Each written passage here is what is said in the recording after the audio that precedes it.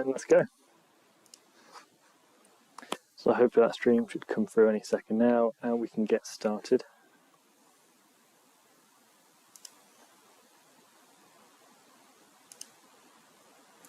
There it is, fantastic. You can see my hand waving about, good. All right, so to kick things off for tonight's Stargazing live session, I have just started off by calibrating everything looking at M3, the globular cluster.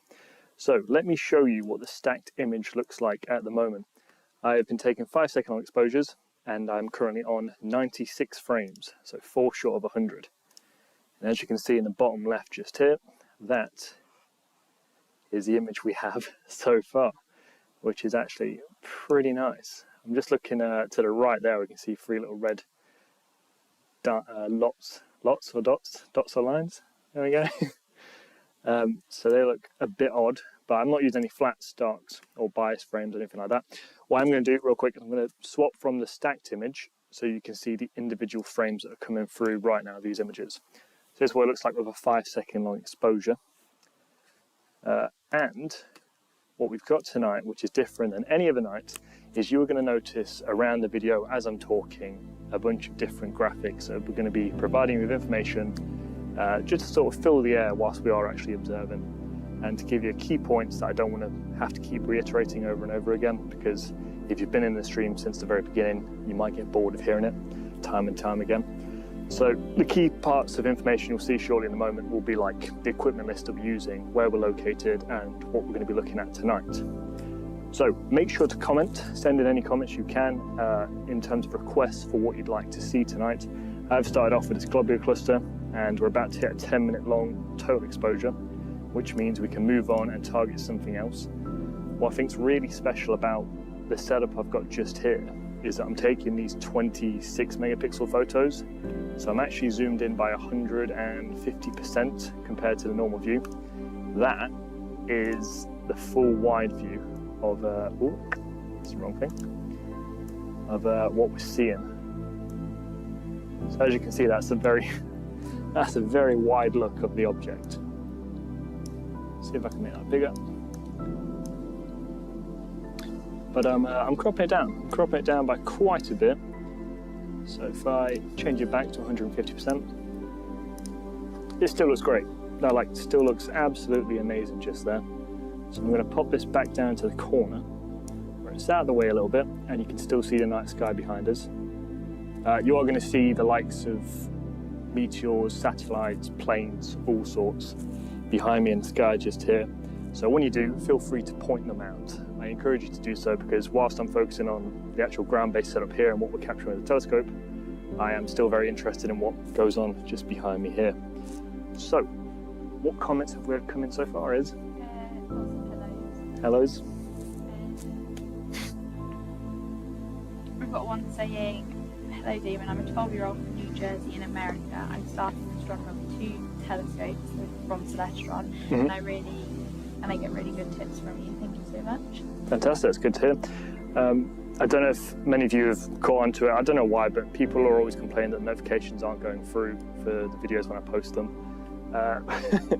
Which I don't know if that is true or not, but either way, I've just posted a video a couple of hours ago today called "What You Can See with a $100 Telescope," and in that I think it's at least 2 Celestron telescopes featured, as well as a Skywatcher and a pair of binoculars. So it's like a wide variety of beginner telescopes. So if you are interested in getting into astrophotography or astronomy itself, then make sure you check out that video, because that's for a very beginner budget itself. But yeah, glad to hear that. 2 telescopes, fantastic. You're clearly doing very well. We've got a lot of people asking if you can see the Aurora. You know what, we were just reading about this, weren't we? Yeah, so supposedly visible in all of the UK today. You know what, it's a bit of a weird one, and having just come back from Iceland and seen the Aurora properly for the first time, it's very hard to actually detect it amongst the clouds, and we have got quite a few clouds in the northern area just over there. I mean, if you look over there, does that look green to you?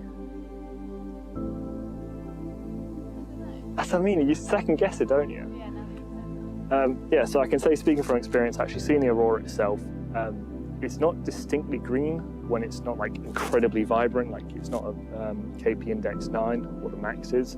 So we saw it when it was 5, and I could just about make out that it was green, but otherwise it looked quite silver. You could definitely discern it from the clouds. Wow, I just saw a meteor over there.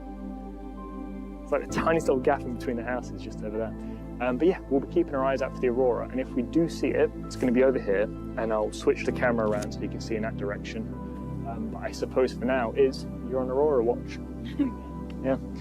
In terms of actual location, we're not very far north. We're in the East Midlands in the UK, which doesn't mean we're that far up. We're further north than London, put it that way, but we're not as far north as Scotland. I hope that helped out a little bit. You did say all around the UK it should be seen to be in as south as Liverpool that mentioned. As south as Liverpool? Yeah. Right, that might rule us out then. So we're further south than Liverpool. Yeah.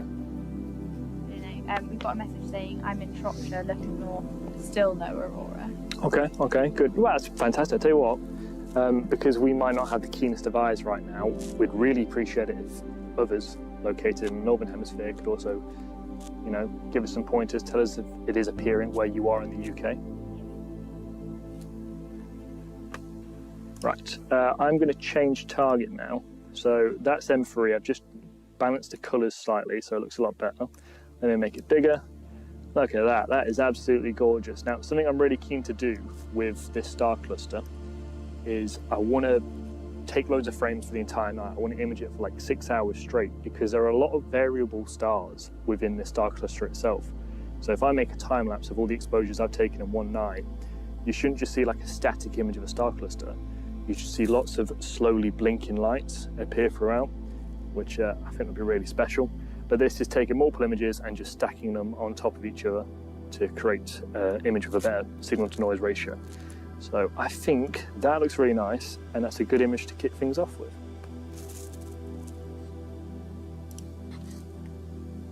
So that's 14 minutes exposure in total. I was taking 5-second long exposures. When we did this the other night, I was actually taking about, well, less than a second long exposure because I wanted to try and give it a live feed view. But then someone correctly pointed out in the comments and on another video it's better to take 5-second long exposures because the image you're going to end up with in the end is going to look a lot better. So, pause, save. Right, what suggestions have we had for target to go to next? We haven't had any suggestions of what to look at yet. Okay. In which case, I will take that responsibility upon myself. And we're looking at a star cluster now.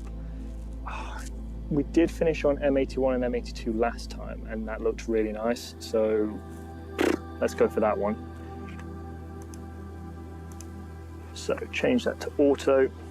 Just had one of M101. M101, Pinwheel Galaxy, nice one. So that is actually quite nearby to M81 and M82, so it shouldn't be too difficult to find. We've got one for Spindle Galaxy. Spindle Galaxy. Ring Nebula. That one is just a tad too low in the horizon right now. We've got a good question. Should I start on a low budget telescope or save up for a higher quality one?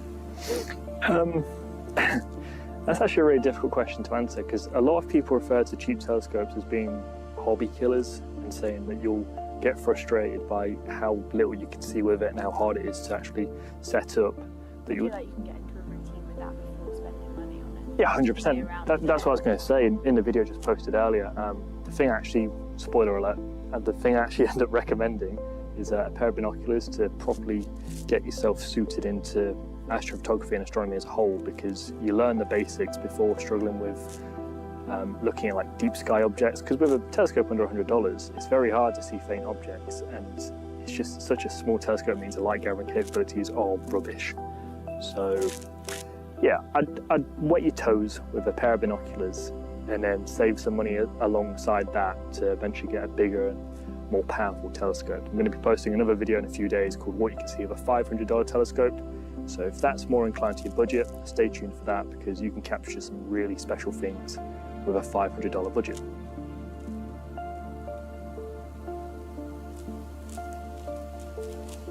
Ooh, I have an app that messages me when there will be an Aurora, and it says visible from all of the UK. Interesting. That is interesting. It's so hard to predict though, because it can come and go at a moment's notice. Yeah. It's exciting. The thing is, look here. I don't want to get my hopes up. It looks really green there. That's actually where it should be as well. That'd be really cool. Really cool. I've never seen them. Yeah, there we go. You won't need to go to Iceland to see it either. Right, so I'm going to switch over from this to a live view.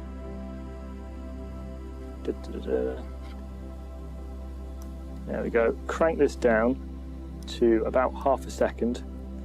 So this is very close to what you'll be able to see when looking through the eyepiece. Let me zoom in.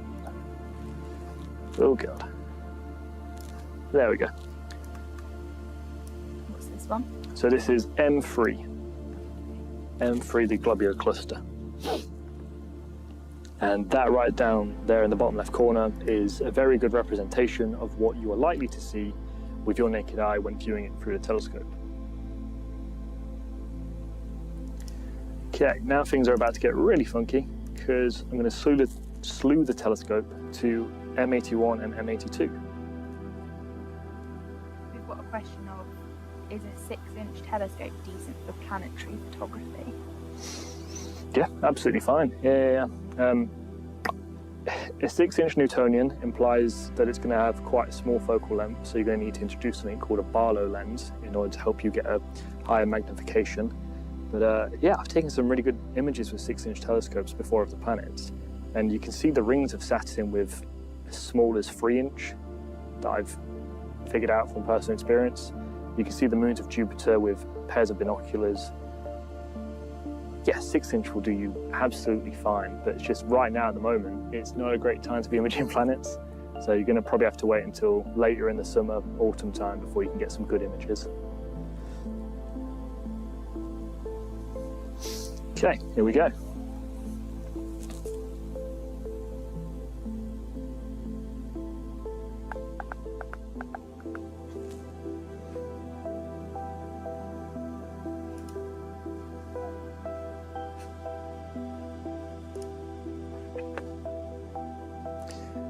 Right, let's see how good my polar aligning was tonight.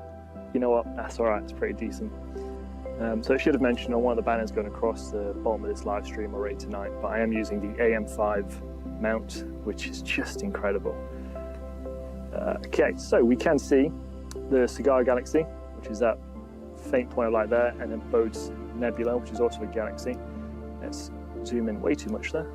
Let's try 50%.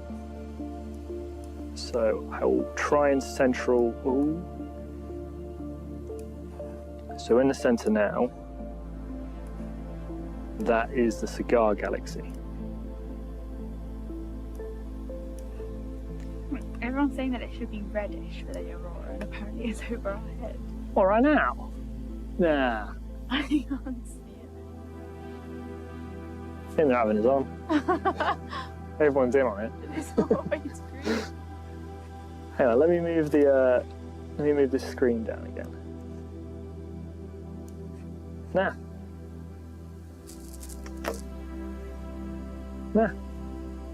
Actually, hang on. Nah, I think my mind's playing tricks. But I'm going to say, compared to the live stream from the other night, this area over here, that looks a bit greener than this area over here, which is like purpley blue. Oh, I don't know. Everyone's saying it looks like the Aurora. Okay, alright. In the meantime then, let me start taking some long exposures of this. So we can have that going in the background. Live stack. Oh, should probably clear the one from before. 40%. Should just about fit both in. That looks horrible in orange right now. Oh my god, you know what? When we were imaging this the other night, it wasn't like a red colour, the entire image. So potentially, what if the sky is red? The Aurora is there. Right, pull that over.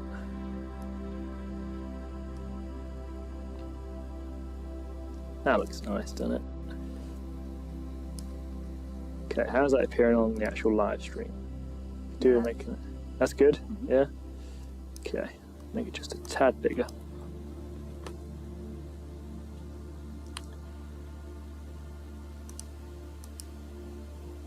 Right.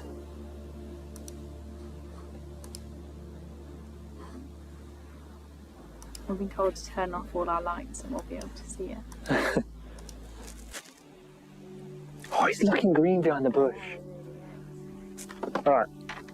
The issue is the camera is actually like mounted into a battery power bank down there and then HDMI cable. So I don't want to move it just yet if we don't need to. Oh, I don't know. Maybe. Freaking me out. The thing is, I've just made a really strong case for the fact that, like, with the Aurora, it's so hard for the human eye to pick it up when it's not incredibly powerful, and we are going to see a faint variation of it. But the camera, I know. the camera will do a really good job. Should I point the camera over there? What do you think? Yeah? Okay. All right. I'm going to move the camera. Okay. So, hopefully nothing unplugs. Right. Oh my God, it actually is. Yo, that's crazy. Look at that.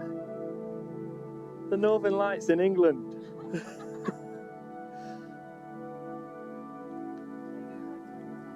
Yeah, go turn the lights off indoors, yeah. Oh, that's fantastic. I have never seen Izzy move that quick before. Incredible. Right, I'm going to pop the tripod down so it doesn't move so much. There we go. Right, that looks really nice. If I play around with a white balance, I might make it worse or better.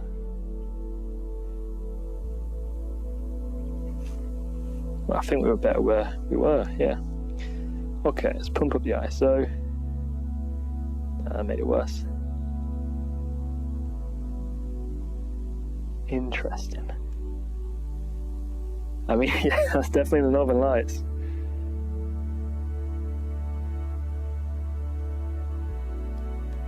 What's the camera back?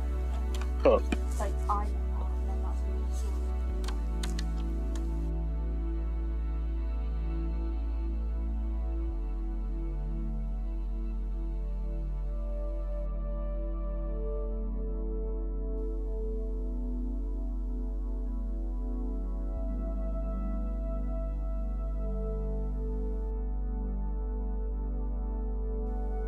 What's unplugged? Wait, we're back. Okay, we go. Yeah, okay, alright, so if I point up to here, alright, so if you look just there, I mean, that's a reddish hue, right? Oh my God. That's incredible. We weren't expecting that tonight. Literally, we were sat down, it was about 5 minutes before streaming that Izzy pulled up this news article that said we were going to see the Aurora tonight. But I've seen that news story like 100 times before in the past, and I've never seen it in the UK, but poof, in between the houses. Do you see it? Yeah, I do. Funny enough, that's like where the sun's setting right now as well.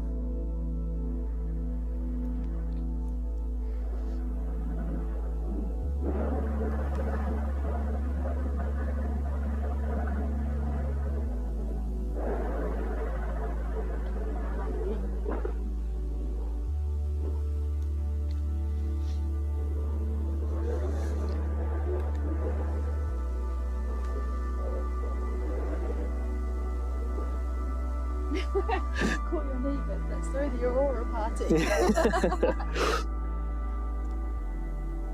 Yeah, we probably should call like our mum and dad's. They'd absolutely killed. Oh, Bill's gonna go crazy.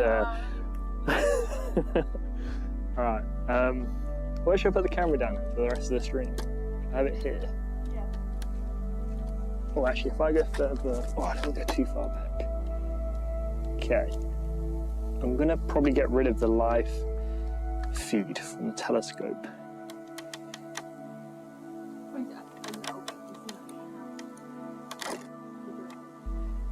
Ah, it's probably a massive invasion of privacy, isn't it?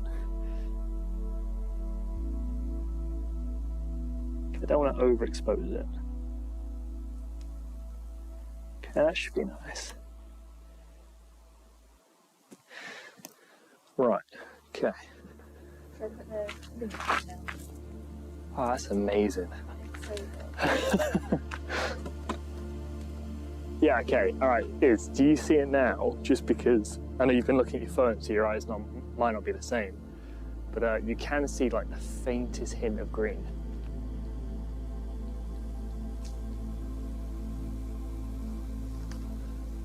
Not gonna lie, I'm not seeing any. Honestly, this is the conversation me and Bill had. So I went to Iceland with my brother, and he's wearing glasses recently now. So I don't want to spoil the series that's about to come out, but he was very upset with what we ended up seeing. That is good, isn't it? I do see green. Yeah. So cool. Oh my god. Wowie. I can see it really quite clearly in that set of crap. Over there, yeah. But even just there.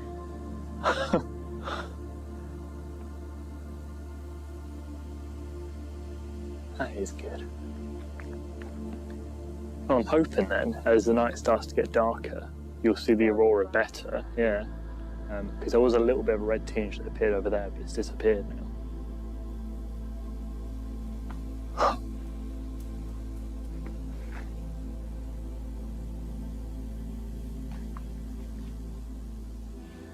Wowie. Tell you what we should do. We should change the title of the live stream. Yeah. Yeah, because at the moment it's live stargazing, where it's like Aurora, yeah. Right.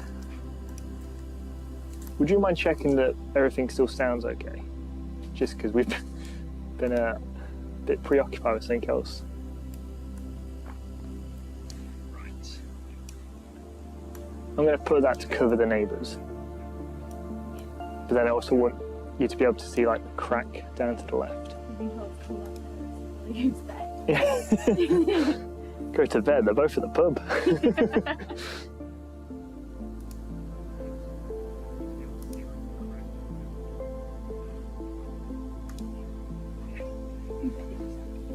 Yeah, good.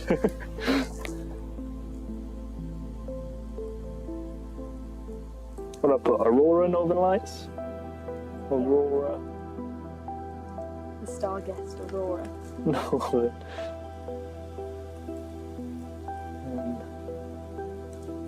Lights.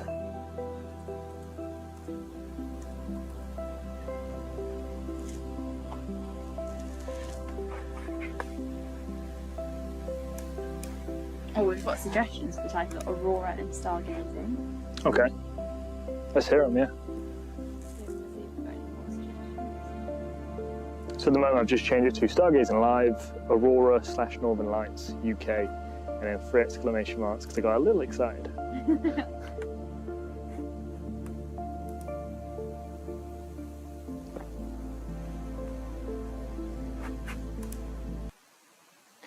Right, so what I'm going to do as well, I put the overlays in there to be entertaining, but they are the least entertaining thing present in this live stream. So I'm going to get rid of all these things that keep popping up left, right and centre.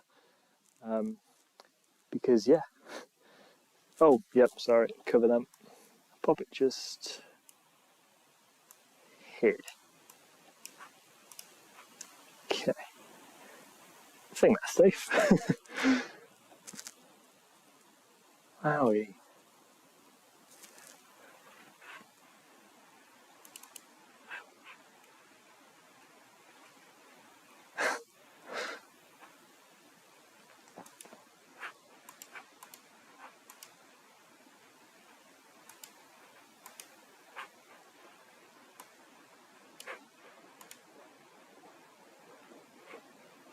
So I'm going to try and edit the settings of the camera a little bit, see if I can bring out some more detail in it.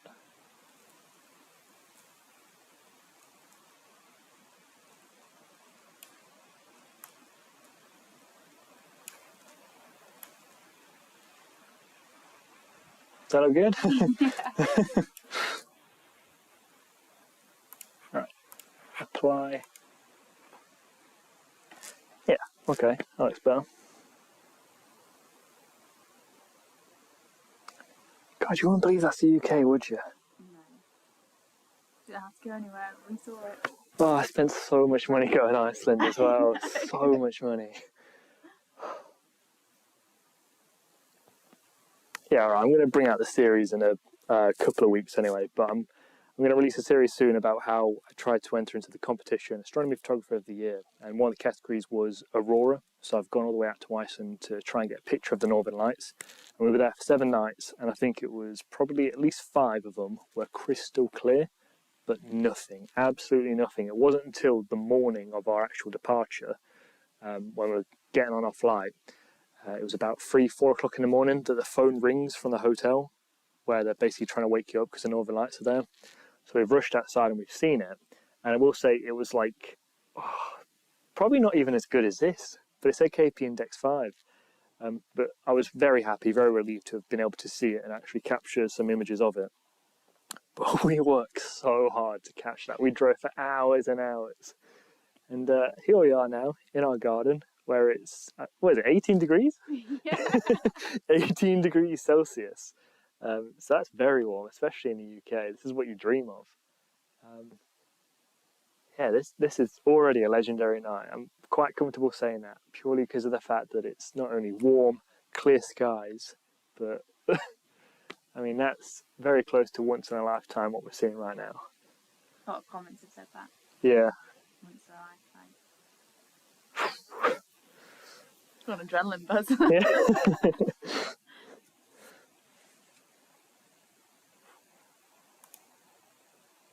Okay. Wow, interestingly, so the number of viewers when I actually had the original title was 133. We now have 209 current viewers, which means that things are heating up. Thank you for joining us. I'm now looking at the comments as well, so I can see a few of you. Where are you, mate? So we're in the East Midlands, we're in England, we're in the middle of England. So someone, did you say someone mentioned that it goes as far down as south in Liverpool? Goes as far down south as Liverpool. Yeah, but there's 90 to 100% that all of UK will see it. Wow, yeah, okay. Oh, I haven't rang anyone. No, nor have I. All right, okay. All right, let's hop on that just for a second. I hope you guys don't mind watching this stream. I'm sure if you are in the UK yourselves, or if you're in somewhere in the Northern Hemisphere, I just saw someone say Denmark there. I see it here in Denmark now too. Fantastic. Make sure you call a relative, although you probably see it a little bit more in Denmark. I don't actually know if Copenhagen's further north than we are. Probably isn't, right? Someone can search that up in the comments for us. All right, let's give... Who do you ring first when you see the Northern Lights? I feel like I owe my brother this one, so I'll call him first. Are you going to call your mum? Can you not just share the link? What, to the live stream? Oh, yeah, you could probably do that. Oh. My brother's just declined the phone call. Oh, he's probably at work. No. That poor bugger. Don't call, I've just put the link in. Yeah, okay. All right, I'll text him, watch my live stream. Northern Lights are there. Northern Lights outside, bro.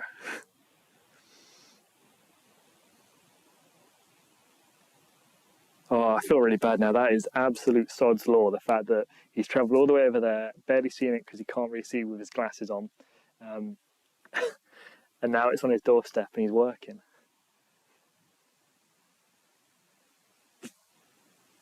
Okay.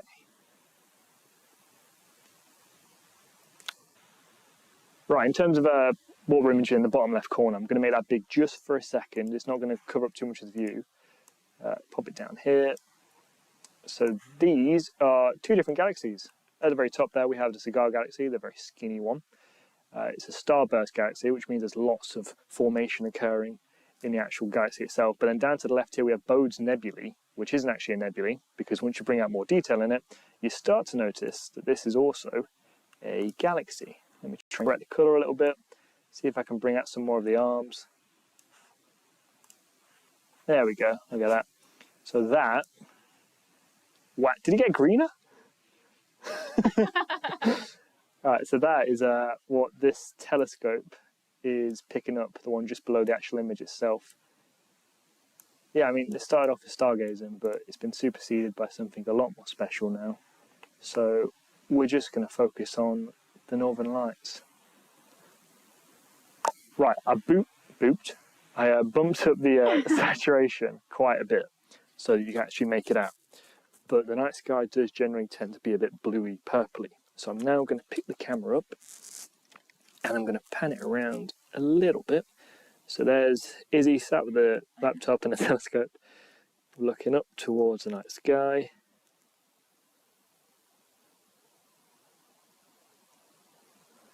Okay, how are the colours looking now, Iz? Go a little bit more to the left. Left. Yeah, that looks amazing. That is a proper gradient, isn't it? That is, yeah. Because I just thought maybe it's like leaking into the night sky, but no, you can see sort of reddish at the tips of the green there. Wowie. What's also interesting as well is that there are very strong clouds here in the UK. They're like really high ones. So normally you could see a lot more stars than what you're seeing right now. I don't know how well you can see the clouds that are just up here. But if it wasn't for them, I think we'd have an even better job of seeing the Northern Lights and the stars themselves.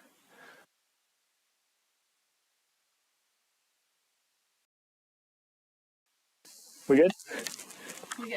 We're good. Okay, alright, let me try and pick it up, move it over here. Oh, sorry, burped. How's that looking? Yeah, really. Straight into our neighbour's window. That's nice. The Aurora. That is good.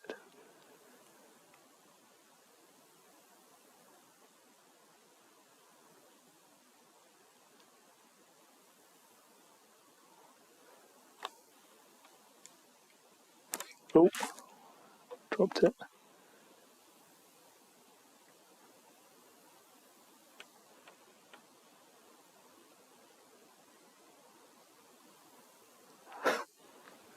So green. I've got a good question about, can you only see it through the camera? What does it look like to the naked eye? Ah, okay. Yeah, well, this is the issue we had in Iceland, wasn't it? It doesn't look this vibrant and green in real life. It's the biggest hoax of them all. When you see his videos on like Instagram and whatnot, where people are showing the Aurora, it's not, it sounds silly saying it now, but it's not that great, because to us, with the naked eye, it actually looks very grey. And I'm going to try, and this will probably lose me a lot of viewers in doing so, but I'm going to try and show you guys exactly what we're seeing with the naked eye as I adjust the camera settings. So, bingo, there we go. That is what we're seeing with our naked eye right now. So it was a lot more vibrant when we actually started imaging 10 minutes ago or so. But it's changed a little bit because I think there's so many clouds that are actually apparent. I'm going to boost it back up so you can really make it out. So there's an insight into what the Aurora looks like with the naked eye. But you can get a lot stronger Aurora than what we're seeing right now. In fact, if someone wouldn't mind just checking for themselves and putting it in the chat what the KP index is here in the UK. The KP index is a way of measuring the actual activity of the Aurora, and it varies from 1 to 9. When I was last in Iceland, we had a 5, and it was about the same as what we're seeing right now with the naked eye. Okay, phone's buzzed. Yeah, they're watching it now. Oh, they are? Okay, fantastic. Mum's watching it, Dad's watching it. We can't see it on our side though. Oh, it's because they're facing the wrong way. Should we tell them to look north? They've got our view, really. They'll figure it out.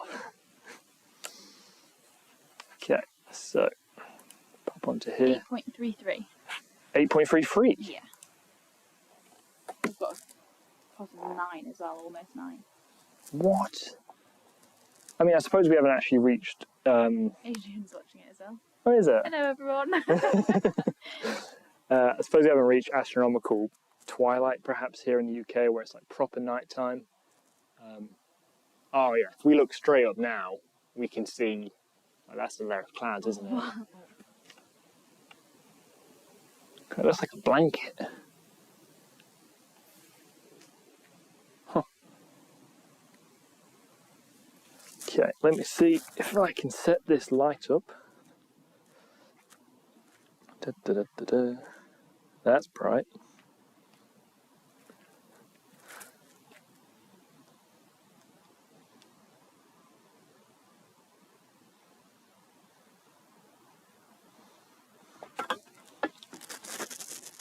Okay, how is that?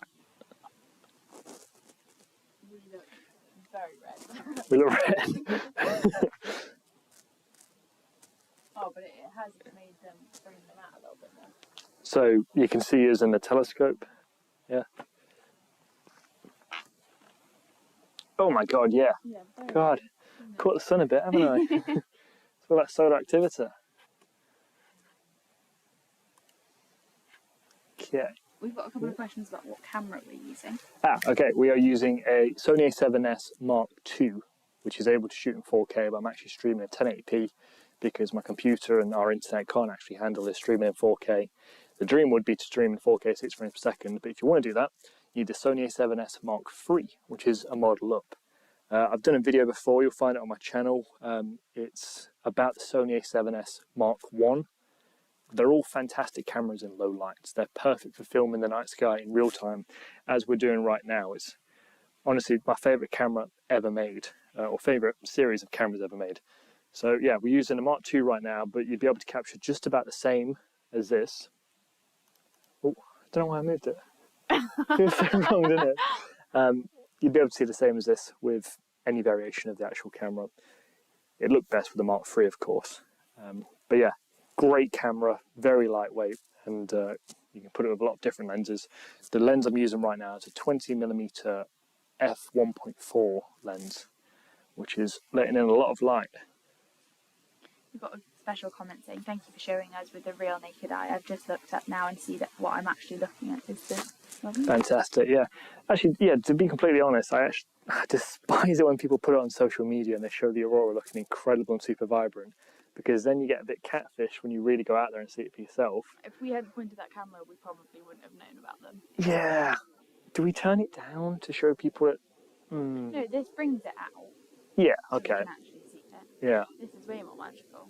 Yeah, I think one of the things you can do to really enhance your view as well is if you've been in darkness for 30 minutes, your eyes properly adjust to it and you can see a lot more colour. What we're doing though is the opposite of what you should be doing, because we're looking at bright lights every 5 seconds in our phone, laptop and the light behind the camera, which might affect our vision a little bit. Right, if you look just over here, that little gap down there, there's no longer green there. Whereas I think for the entire stream, there's been like a green area. So maybe the Aurora's moving forward overhead.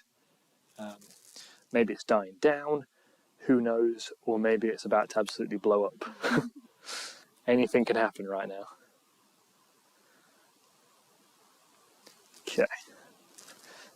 Change this light a little bit.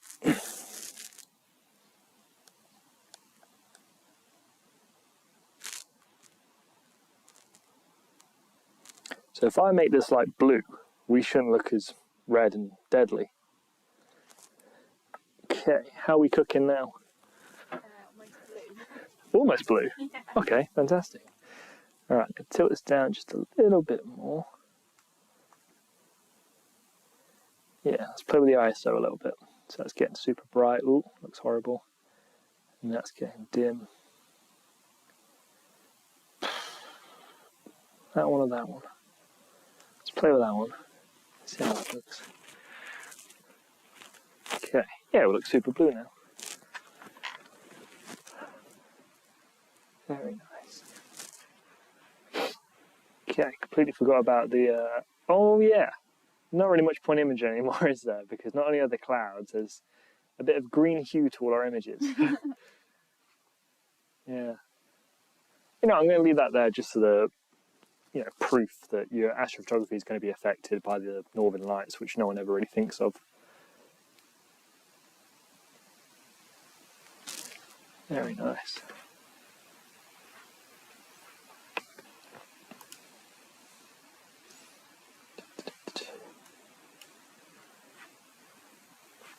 What did that say then? Fantastic. Yeah, So this is the most ever views we've had at the same time during a stream. So fantastic, record broken, and all it took was for the Northern Lights to appear in the East Midlands. So yeah, this happens every night. We're golden. That looks really fuzzy there, doesn't it? In the middle of the image. I'm not sure why. See if I make it bigger. It does in all the middle of the cloud. Yeah, I think that's... Is that the camera that's doing that? Let me play around with it a little bit. Yeah, I can see it on the camera. It's definitely not the lens, is it? Ooh. How bizarre.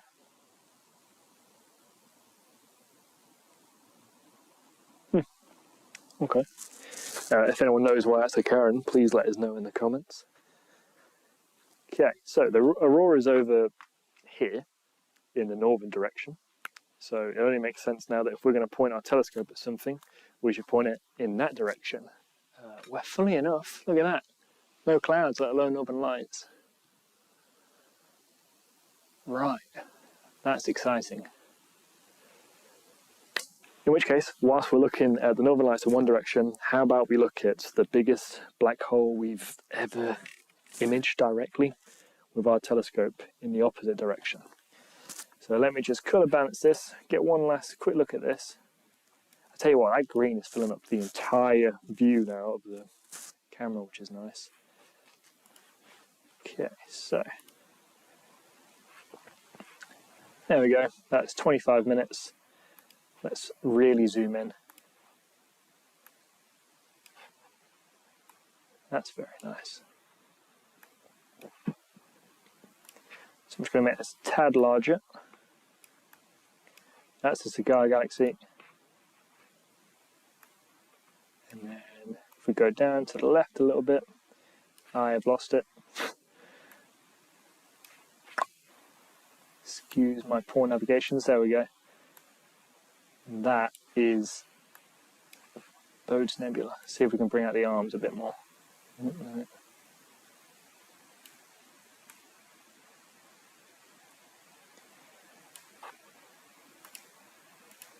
Alright, so happy with those. Go out to the full field view, which is that.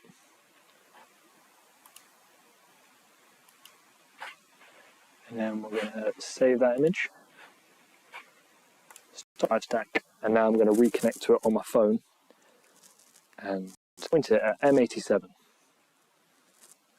or perhaps more wide field, the Markarian chain. Yeah, Adrian's just put in the group chat saying we're watching it. Yeah. Bless him. Okay, pop that just there.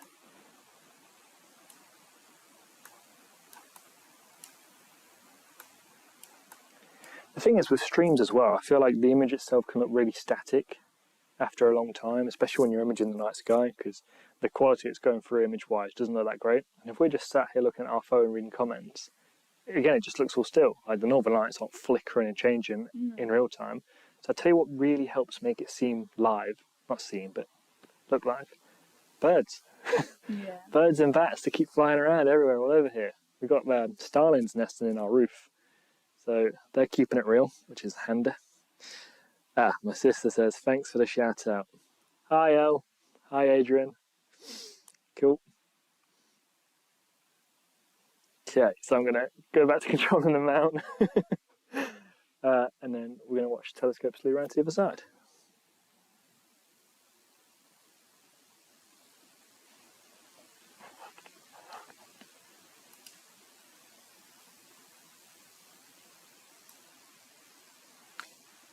Right, whilst that's connecting, I'll have a quick read through the comments as well. The audio is fading out. Is the audio delayed? Oh, okay. I actually don't know how we fix this.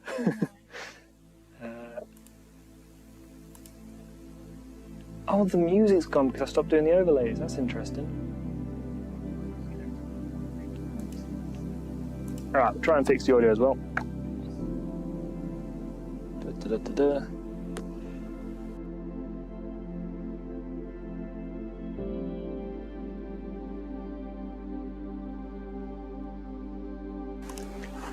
Okay, so how does that sound now? Shouldn't have clicked. That looked weird, didn't it?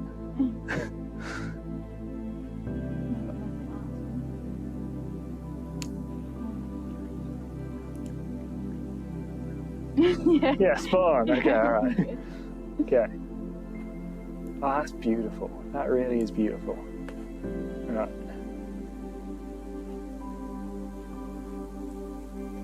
God, I worked so hard on those overlays, and now they're just tarnishing the actual image. Okay. M87.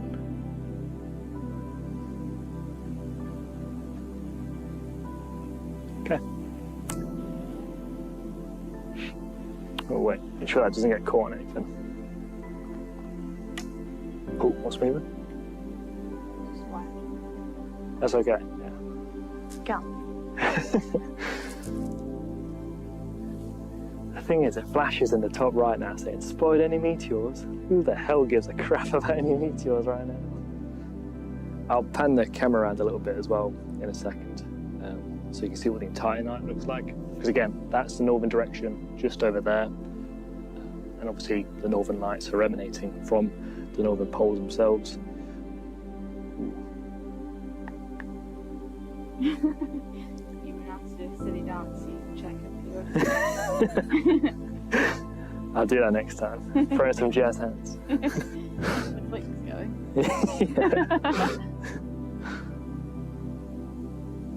Right. Becoming fingers and thumbs now. Okay. Oh, that is on live feed. Okay, turn that into live stack. Oh, I did that just as a bloody meteors passed. A satellite went through. See that? Ruined it. Crashed.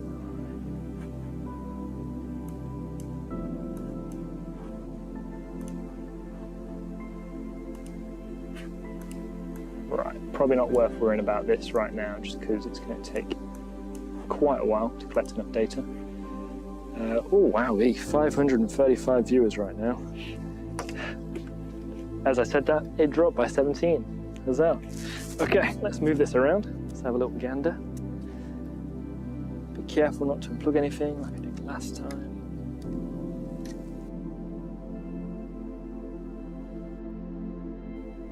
Oh, oh.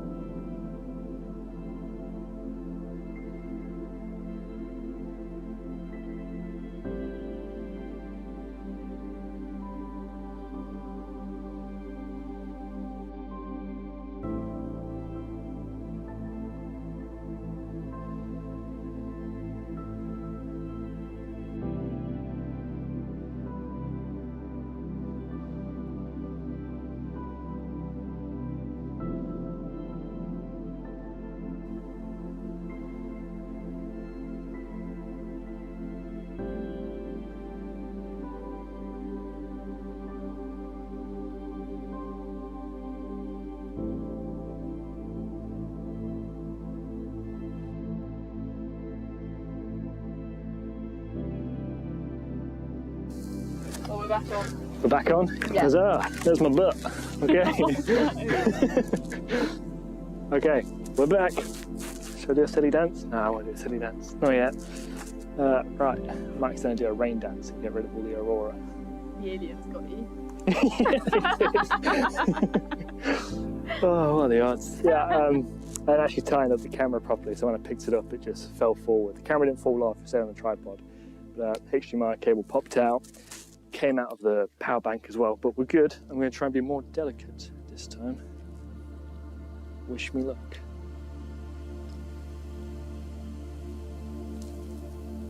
Okay, that is Izzy.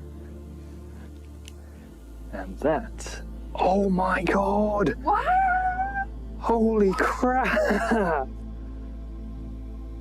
Oh, that's insane. Have you ever seen purple?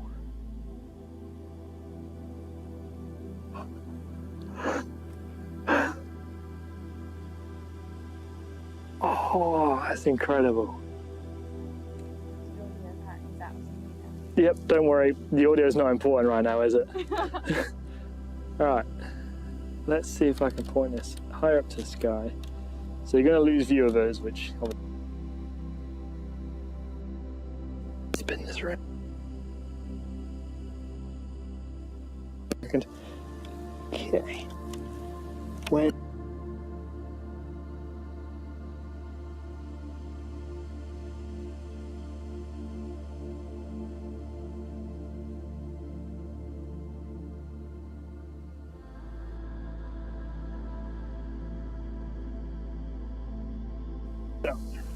Oh, that's cool. Okay, alright, let's try and get the audio back. Get rid of this as well.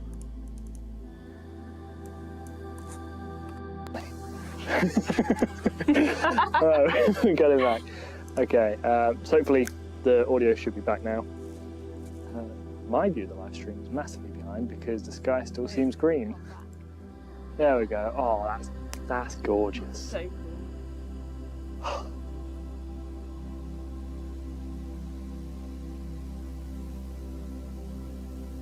That's really cool.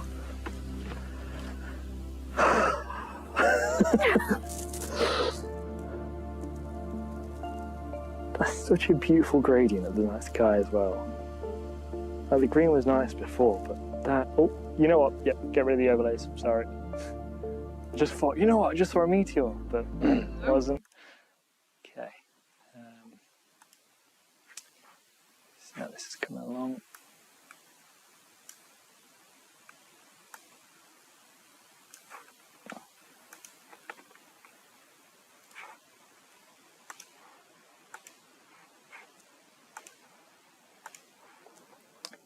How are we getting on with comments? Yeah, everyone's saying this is amazing. Awesome. Good. Glad the feeling's mutual. Mm-hmm.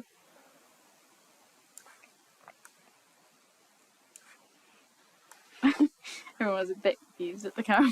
Yeah, sorry about that. Yeah, screw it. I'm getting rid of the telescope view. It's just ruining what's there. It's spoiling that, because that's... Can you believe that?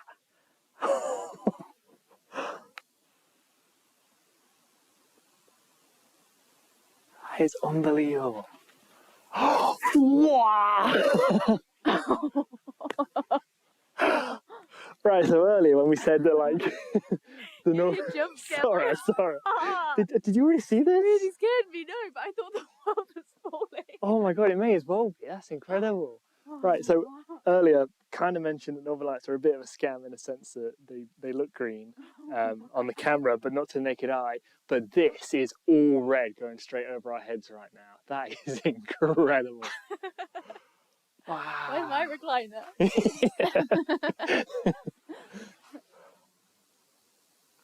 Damn. So yeah, the green still looks grey right now, a little bit silverer. That's lame. Yeah, boring. The straight up is a gorgeous red colour. Yeah, so that's what you can see on the camera all the way over here in that direction. That's what we're seeing directly overhead. And I can change the camera settings, but that is precisely how it looks to the naked eye right now, is that gorgeous red colour.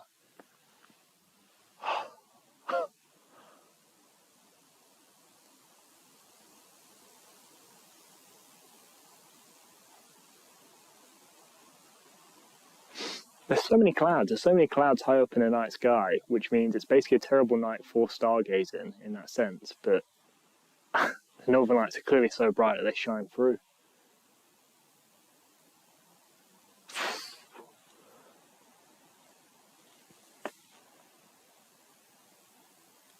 Wowie. It goes quickly though, doesn't it? It's clearly spreading and moving. It's so weird, isn't it? Because like, you can kind of see it move with the naked eye, but you have to watch it long enough. No, if you go away, like I've just checked the comments, and then I come back and that's already moved that way. Yeah, so maybe like if you actually are watching it, you won't see it move. Is that? Oh. No, it's a satellite. Oh, there's actually a bunch of satellites in a row. Yeah, maybe a couple of Starlinks. Oh, yeah.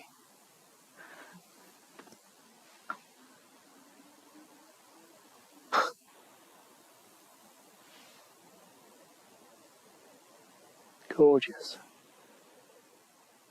So I can see that the green's dissipating a bit on the camera here. It actually looks like the sunbeams, doesn't it? Like coming down. Oh my god, yeah, you're right. Yeah. I wonder if that is due to how sparse the clouds are right now. The northern lights are basically shining down like that. Yeah. But you know when you look at the sun and then you look at something else and you've got that red thing? Yeah, I know exactly what you mean right now, yeah.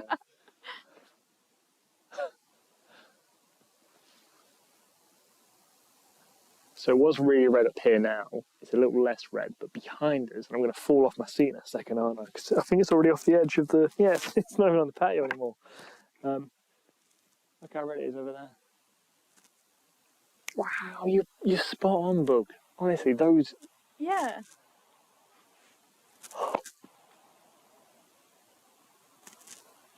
Right, I'm going to tilt that camera up a little bit more, just so you can kind of see what we're looking at. Okay. There we go. So now you've got an idea of the sunbeams that we're looking at. Oh, that's it. That's it. That's spot on what we were seeing. Jeez. That's beautiful.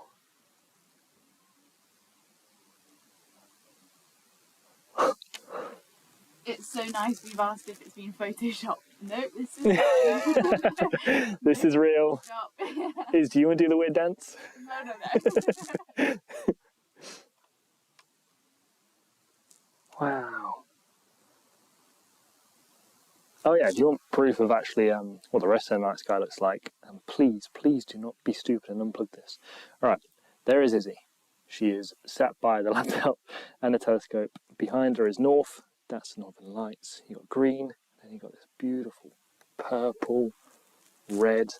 And then when you look in the southerly direction, just over here, look at that. Boring. Bland as hell. Absolutely nothing. Then you come back in this direction. Oh, that's cool.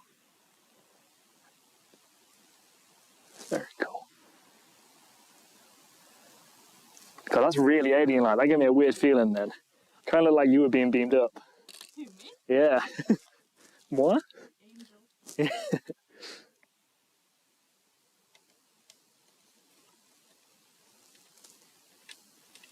Don't actually know if I can get it like a wider field of view because I really want to get straight up in.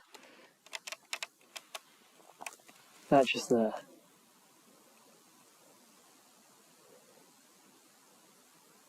But I also think it's important that you have some context of what we're seeing because, like someone's probably just said there about it being photoshopped, like you need to see us involved in it as well to just get some realism involved. So I think we'll plonk it just there and see how we get on.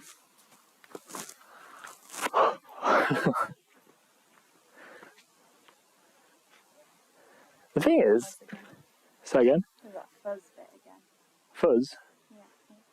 Maybe it's the clouds. Yeah, I think it is. Yeah, it is. Oh, I can't remember what the clouds are called. It's something like notchy lucent or something. Maybe someone in the comments can please give us a correct name for it. But these clouds are incredibly high up and they're just getting lit up by the distant sunbeams.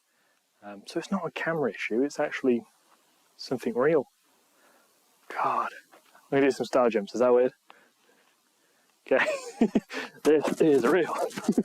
I feel like we should be worshipping someone because what if I've just accidentally done a rain dance and now all the clouds are going to appear?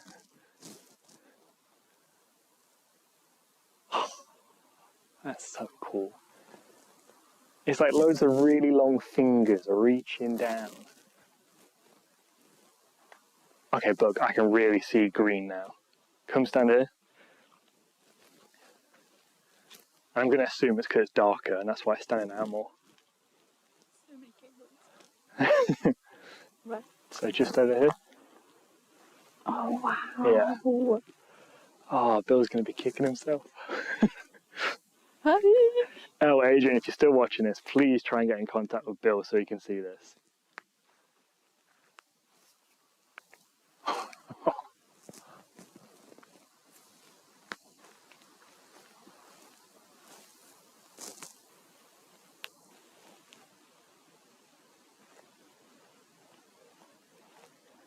That is how Northern Lights look in actual videos, isn't it? Yeah. Did I try and show that with the camera? Yeah, go on. Yeah. Okay, so we'll try and show down the alleyway bit. Okay.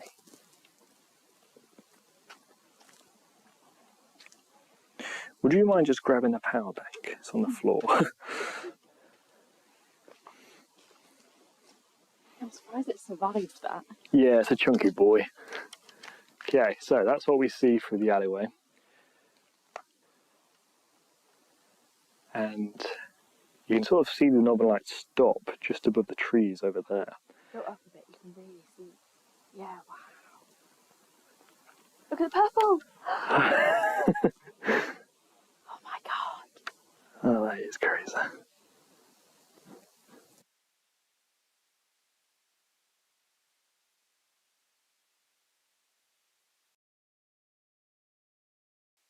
Oh, it's because the HDMI cable has like bent 45 degrees after it fell. What's that in the middle of it?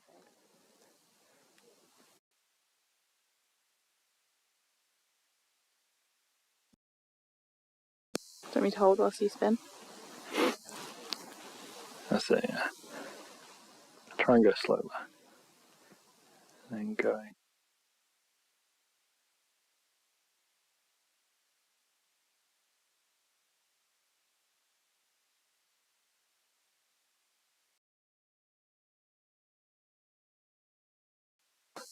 Oh!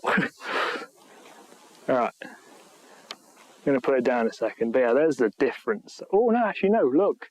Okay, so it's going to be over all of England now, because if you see just over there, you can see the Northern Lights are heading a lot further south. And then as we pan back round,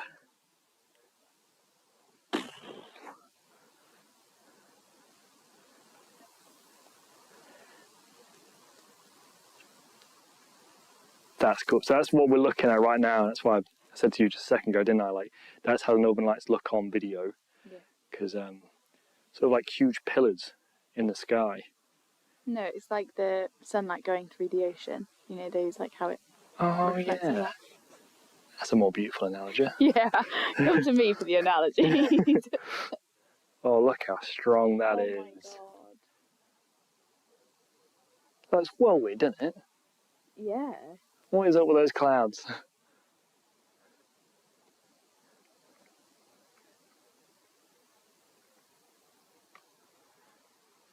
Wowee. Alright, I'm going to pop the camera back down then.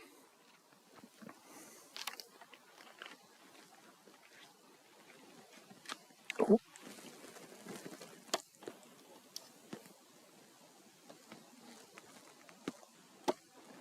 I'm absolutely terrified. Okay, alright.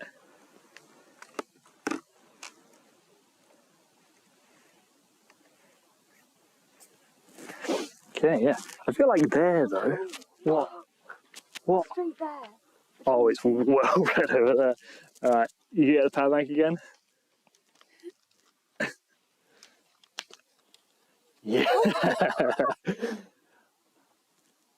That is the most gorgeous pink colour imaginable.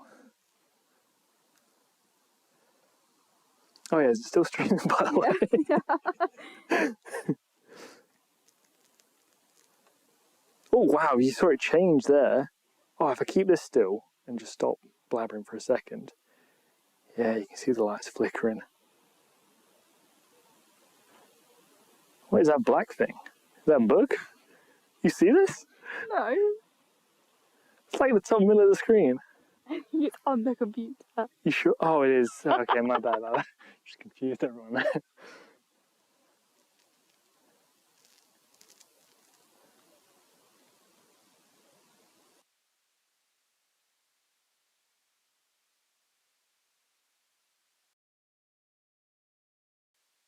There it is.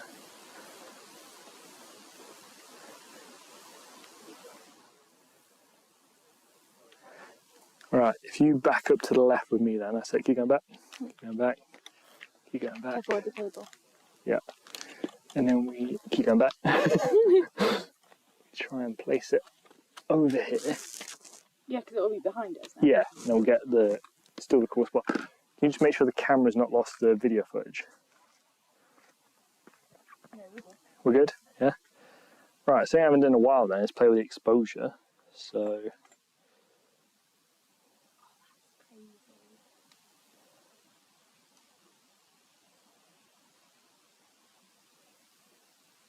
$1K reach. Really? Wowee. Right, I'm going to move the slider up and down. Do you want to tell me when it looks best on the actual screen? Yeah.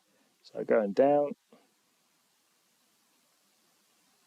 No, a bit more bright. Yeah, done. There? A bit down a bit. Down a bit?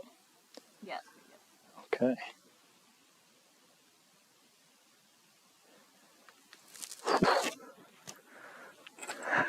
You can sit there if you want. Now that is surreal. That looks nothing like anything I've ever seen before in my entire life.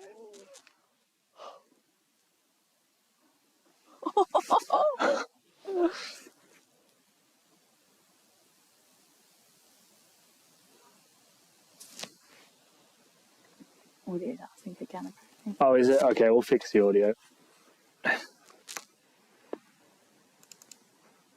Okay,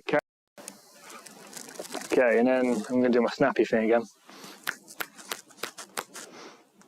The audio should be back in sync. Is it? Yeah. I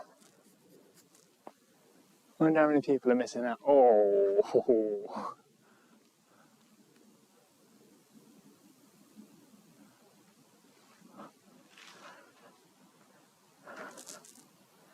So alien-like, isn't it? It is.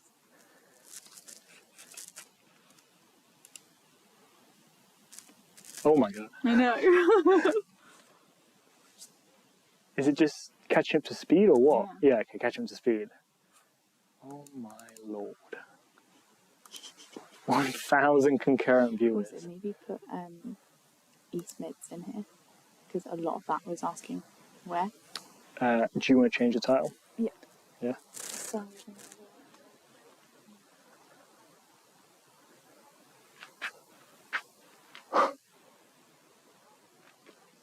There is a really bright bit straight above, which I'm just going to stand and admire rather than change the camera, just because I don't want to lose signal whilst it is not on the page. Yes, we started off solely in the northern region, and it was very low in the horizon, but now it's stopped being green and it's become this blue, purpley, red colour, which is absolutely gorgeous and so much more visible to the naked eye. Because previously with the green stuff, it was just very difficult to see. And that is, look at that! It looks like a fireball shooting through the sky, doesn't it? yeah. Alright, let's spin that around. Okay, tell me if the video drops. Okay, pick this up.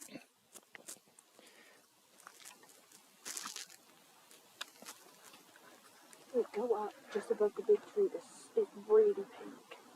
Yeah. What? Yeah, okay, there we go.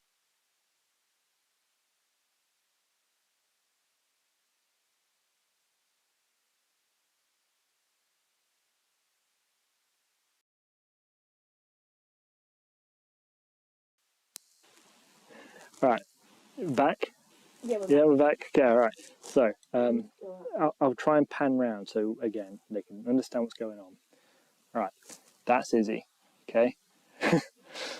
She's on the laptop. Now, that is strictly north, where we're looking just there. Now, if I pan this up even more, you can see hints of purple. bit more. Just over here. Oh, jeez. That's the zenith. That's looking straight up. Hello. That's... Straight at those nostrils. Oh, it is. Check that yellow one. I think someone's donated. They have indeed. And another one, $1.99, and also, what is it, BAM? BAM? Yeah. BAM. Yeah, BAM. Fantastic, awesome. Thank you very much for your donation, guys. Really appreciate it. This is the most viewers I've ever had during a stream. I think the first time I did it was in December, and we had a peak 30 concurrent viewers. We've well exceeded that now. We're above 1,000, which is incredible. I wasn't going to stream on TikTok, but like, look at this now. Actually, you know what, screw it. I'm just going to focus on YouTube. This way you can fully enjoy the actual experience as well. You're not watching on like portrait on a smartphone for a landscape video.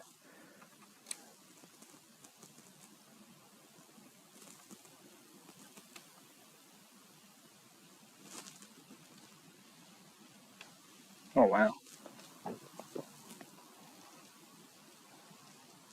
Yeah, it's already changed colour. Yeah. It happens so quick though.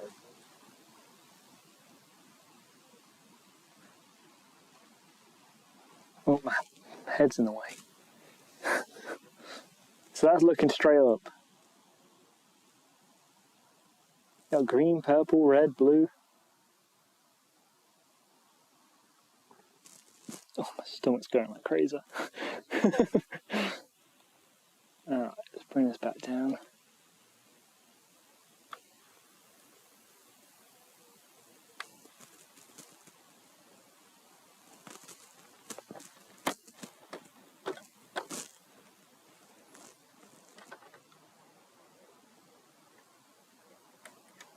That's ridiculous. Oh That is absolutely ridiculous. Right, tell you what, it's been sat on a tripod for ages. I'm now going to pick it up and see how we get on. my I'm getting very brave. We're going to lose the video, I know that for a fact. But let's get our hands on view. Okay, so that's the house. Yep, and that is above the house.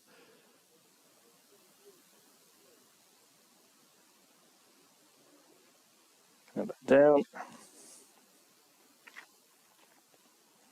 Okay, going around to the right. Don't even know if you can see our telescope set up anymore. That was supposed to be the main point tonight.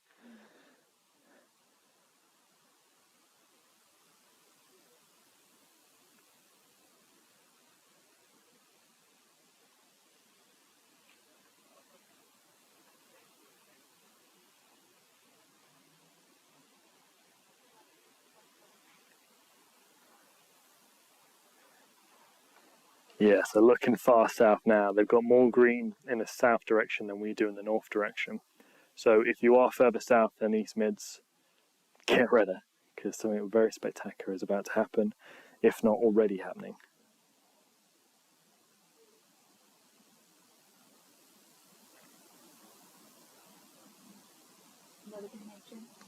Awesome. What? Any comment? Never near the equator, so I've never really had to see the Aurora and all that. I've always dreamed of it. Thank you guys for sharing such a wonderful news. That's a really sweet comment. Thanks, man. Our shared pleasure.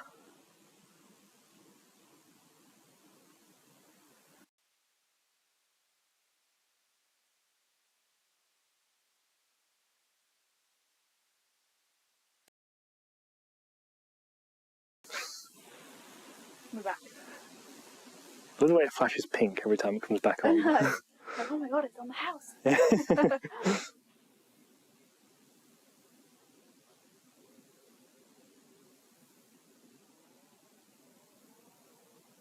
Sheesh.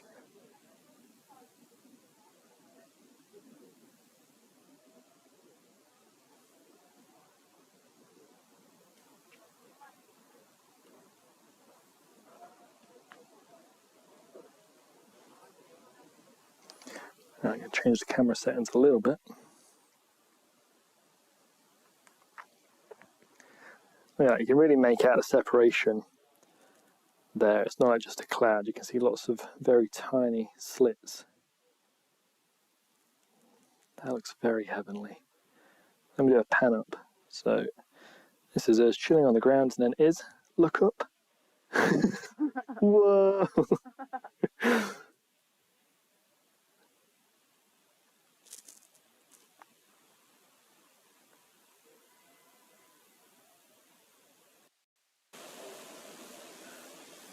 Does that look like a bird to you? Yeah. Indulge me.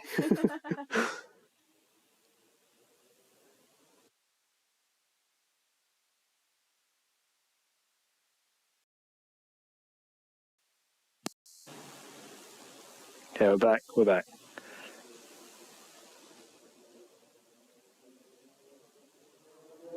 Anyone else that thinks that looks like a bird? I'm looking at the screen from a while away, but like, you know, the pink, the pink wings. Less and less of a bird, to be honest. Okay, what are you seeing? Kind of a crown. Okay. Bear in mind, this is my way of getting you to do like one of those psychology exams. It's like, what do you see? We're revealing our deepest, darkest secrets without knowing. Yeah.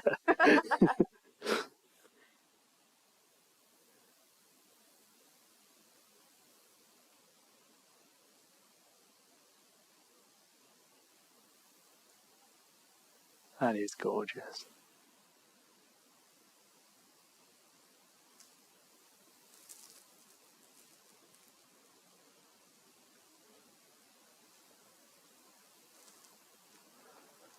Right, I think what I'm going to try and do is I'm going to rush around and I'll be gone for like 2-3 minutes, bear in mind. So you're going to be the presenter. You're going to be you're going to be in charge.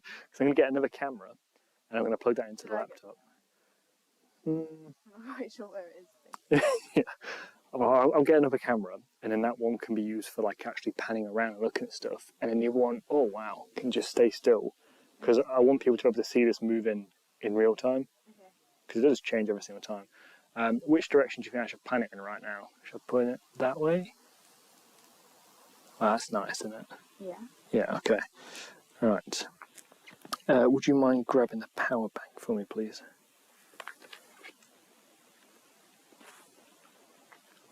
And then we're going to back up in this direction.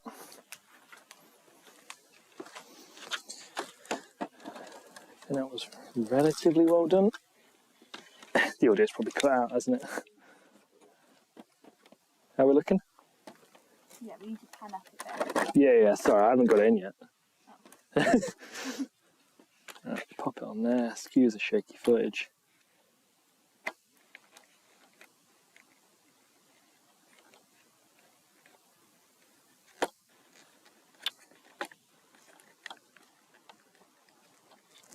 Why are you not going in?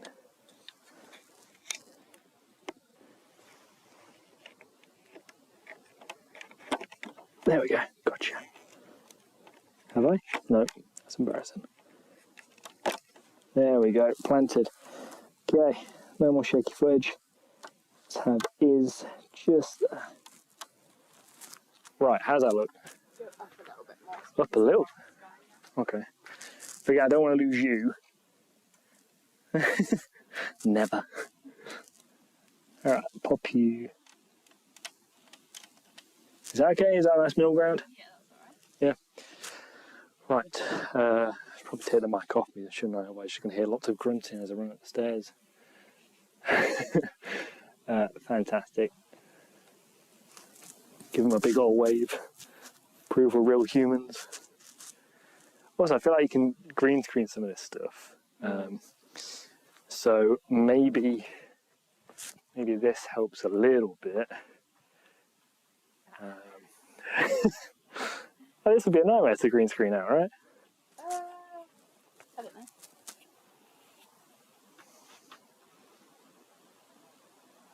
Don't think I'm proving anything, am I? No. Right, let's go put this back in the corner. Okay. Do you want the mic or are you good? I'm good. You're good. I'm scared. I'm nervous. I'll tell you what I'll do then, just for a second, is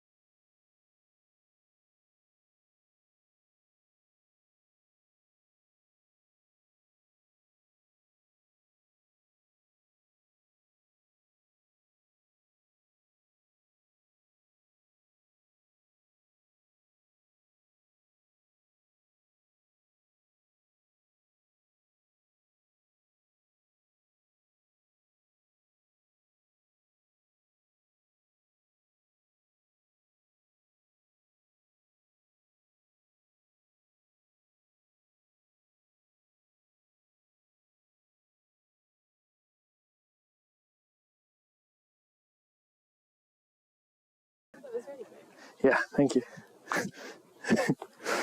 Right, let's unmute the, that looks gorgeous. They're like, give them the mic. Okay, alright, so I'm back, I've got a second camera, and I'm going to try and plug this in so I can give you guys a even better view, because this one's got a lower F ratio, which means it lets more light in, and yeah, it should look even more spectacular. Okay. Yeah, sorry. I was trying to unravel it, I wasn't just saying, hey, do this. Okay, alright, so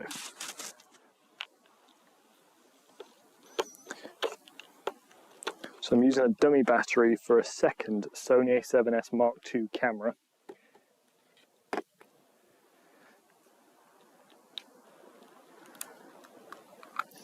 And then we're using a SLR Magic lens, which has no actual autofocus, but it's got a really low focal ratio, which is why I absolutely adore it.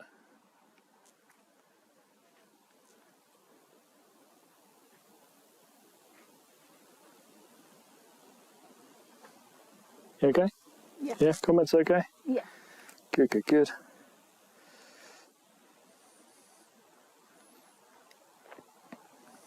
Might be a delay with the audio again. Yep, no worries, I'll take care of that. So if you want to hold this camera just for a second, and I will reset this. Can't figure out for the life of me why it's actually playing up. Okay, Please. Find something else. It's so scary. okay, so what do you suggest? Just hello. I can't see my lips. So we've been blurry the entire night, but for good reason, because the focus is solely on the stars. Right, so if you want to take that end, I will take this end. Am I plugging this in? Don't worry about it just yet. Pop that there. Right, let's take this up another level. It actually looks like a rainbow now. Doesn't it? Look, you've got green, orange, purple. It's very nice.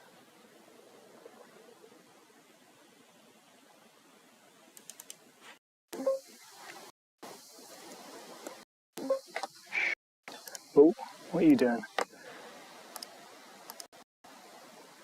Oh my god. Okay. Oh, that's okay. Yeah. Let's try and get this the right size. Don't be too alarmed, this is just a second camera being plugged in as we speak. If I bump this up quite a lot. Side, by the way. Oh my god, we haven't even plugged it in. Yeah, obviously. Probably not to. Yeah. Alright, it should be that one. Down there, it's so hard to see. And then... I mean, my feet. Crocs gang. Everyone's a winner. Okay, alright, so there you are. Let's get you in focus. This is really up close and personal. Yeah, you love it. Not enjoying Especially at this line, that's great. Alright, so let's change the picture profile if I can. I cannot. Right, do you want to make this video a bit smaller? So if you drag on that camera view and then pull it down. Use the mouse rather than the touchpad, it's rude for some reason. That size? Tell you what, make it bigger.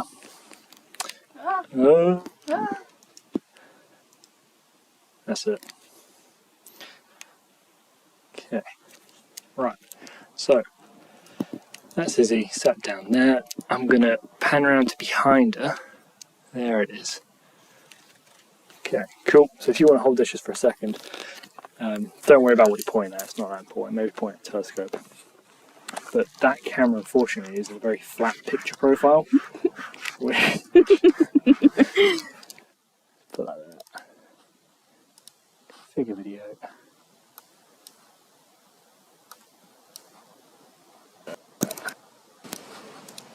Figure video.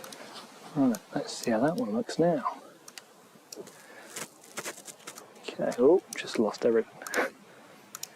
Right, let's see how that one looks now. Oh, check it's plugged in on the right side. Yeah. Yeah, All good?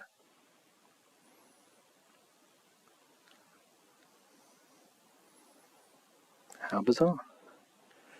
Unplug and plug back in. Yeah. Let's make sure this is turned on. It is, obviously.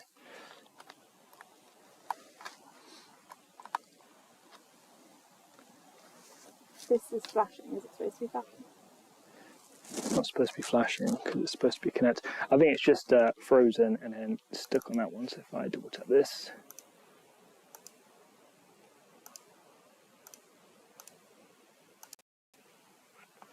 There we go. All right, we're good. Okay, so this is our more personal camera, which means now we can see through a different lens.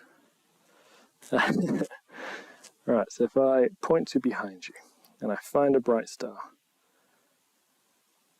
That's what we're actually seeing. So this is supposed to be a reflection of, hang on. Yeah, that's more like it, isn't it?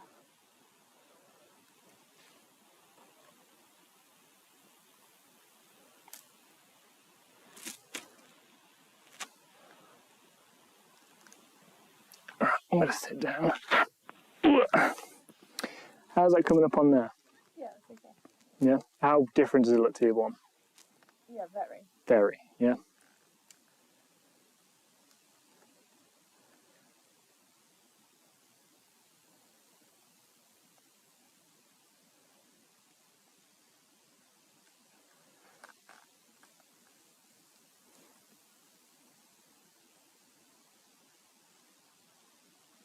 Do you want to read some of the comments? Everyone's just saying where they are right now and where they can see it from. That's nice. Yeah, really nice.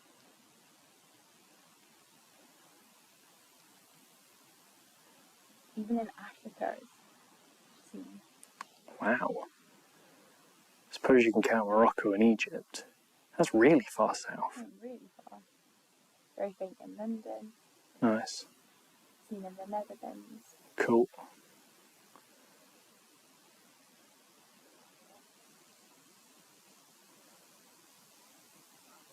There we go. Get out of the flat profile. That's better. Yeah.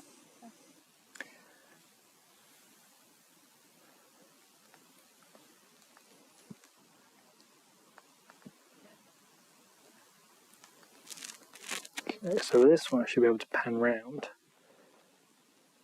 Go slowly.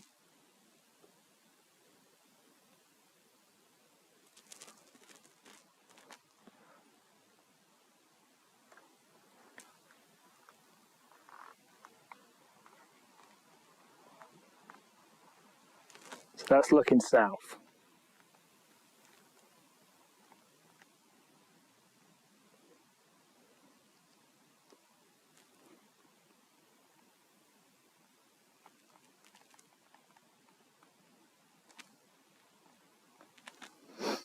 I think it's fair to say that here in the, well, Leicester, East Midlands, the Northern Lights have died down compared to what they were before. Yeah.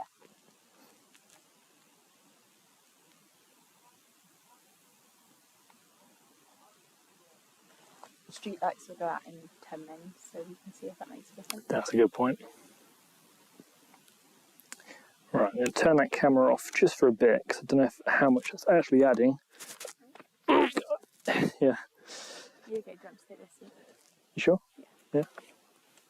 Thank you very much. Okay. Right, let's get rid of that black spot. Oh, wrong one. There we go.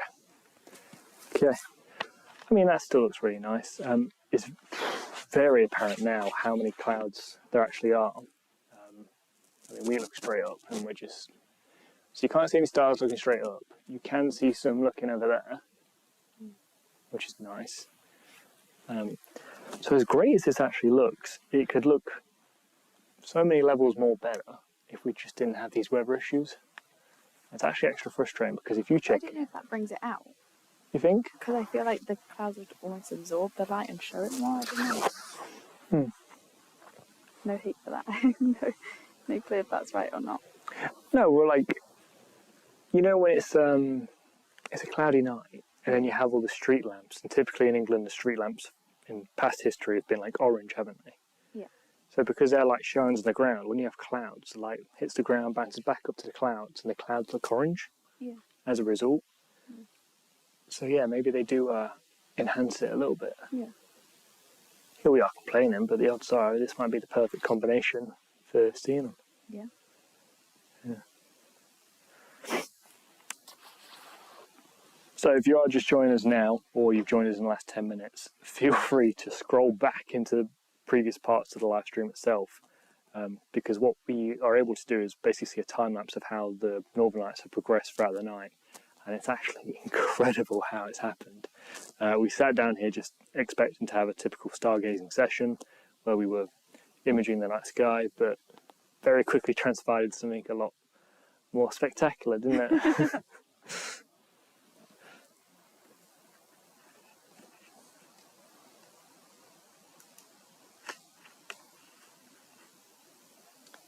Okay, I will now start reading out some comments.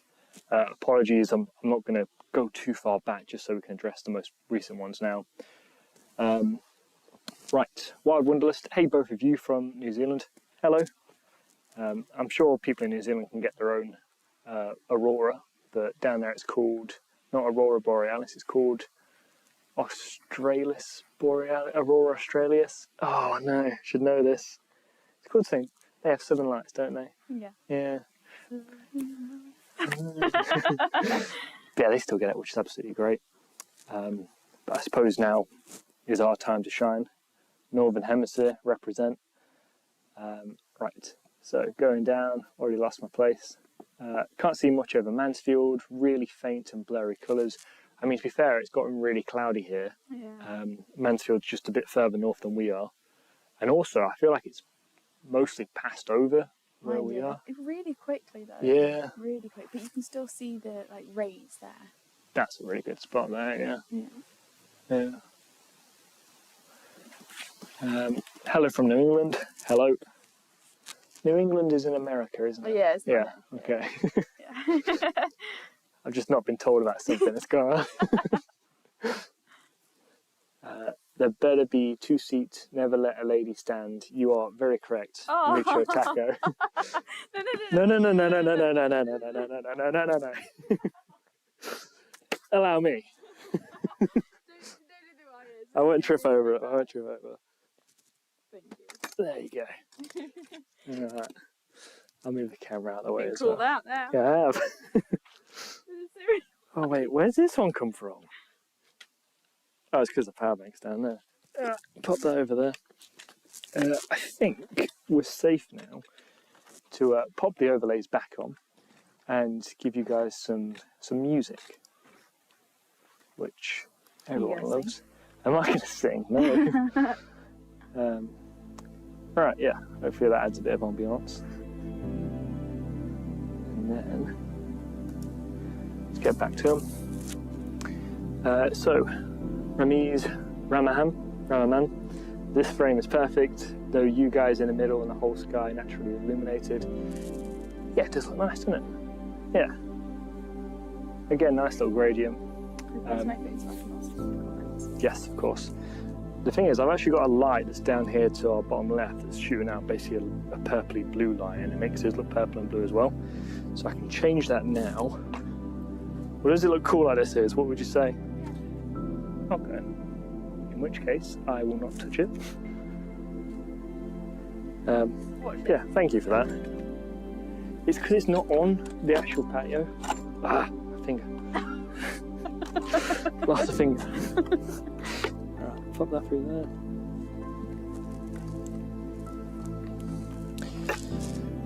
Right, let's try not to lose signal. Oh wow, 1,909 concurrent viewers. Hello everyone. So yeah, once again, if you are joining us late, be sure to go back for a stream, because although it looks spectacular now, you should have seen it earlier. I don't think this is the end of it. I still think there's a lot that can happen. You can see it all weekend as well, it's not just today. Really? Yeah. Because like when we were in Iceland, it was so volatile. It changed like from hour to hour quite heavily, and it was very difficult to predict the exact moment it would happen. Yeah. That's exciting, isn't it? Yeah, very.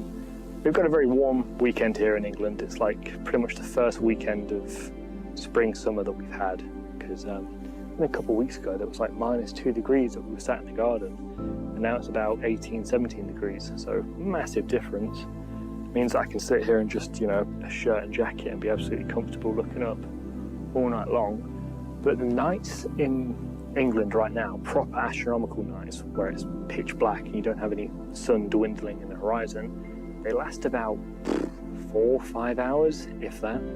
They're really short windows for stargazing and taking pictures. So it's almost a shame. I don't know why I'm saying it's a shame. This is the perfect storm, isn't it? This is everything you could possibly ask for. So yeah. Hi, is it visible from London? Yeah? Yes. Yes. Yeah.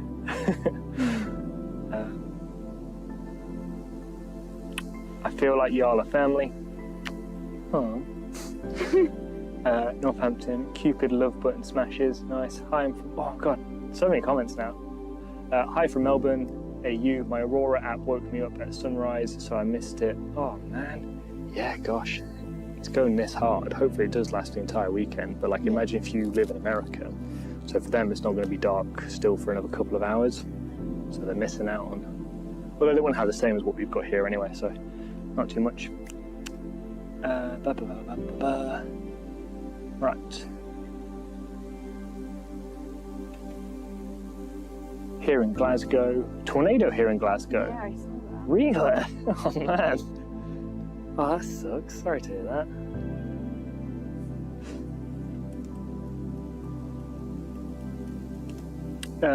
None Gone says, we're splitting some stars with a telescope here in Amsterdam. Stopped looking through the eyepiece and looked up. Suddenly, massive auroras. Nice. Yeah.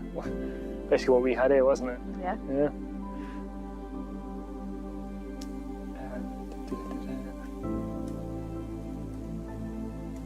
Yeah, I'm hoping now with the overlays on the video itself, you'll get a bit more information coming in terms of like location and equipment used.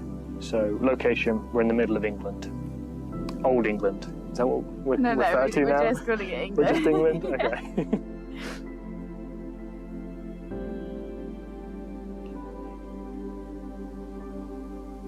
God bless America says hello from Alabama. Howdy. Wait, is Alabama south? South. Yeah? Yeah. Quickly opens up a map. Perfect solar storm. Yeah, it's been amazing so far. I think it's dying down a tiny bit in the background, but that doesn't mean it's the end of it. You can see a nice sort of purpley hue over there just to the left of the tree. Street lights just went off. Just one of them. I don't know how it is in other places in the world, but here in the UK, we've recently, over the last couple of years, introduced a scheme in which the street lights that illuminate the outside of our homes, they've basically turned off about 80% of them the second it hits a certain time. In this case, it's midnight, which means for us stargazers, the amount of light pollution drops dramatically, and it becomes a whole different ballpark. So hopefully now, with those lights going out, we should have an enhanced viewing, but time will tell. Oh, it's cloudy everywhere, it really is. Yeah. Except for over here. It's such a calm night as well. Like I think it said on the weather app it was 2 miles per hour winds. Wow. Which, you know, you rarely ever see it that low.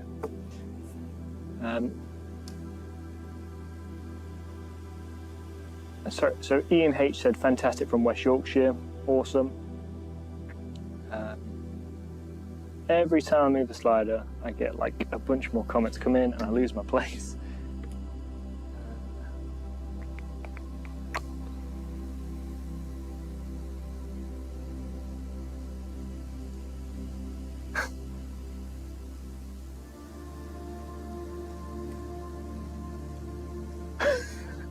I can't even, my eyes. No, yeah, it's so hard to keep track of it.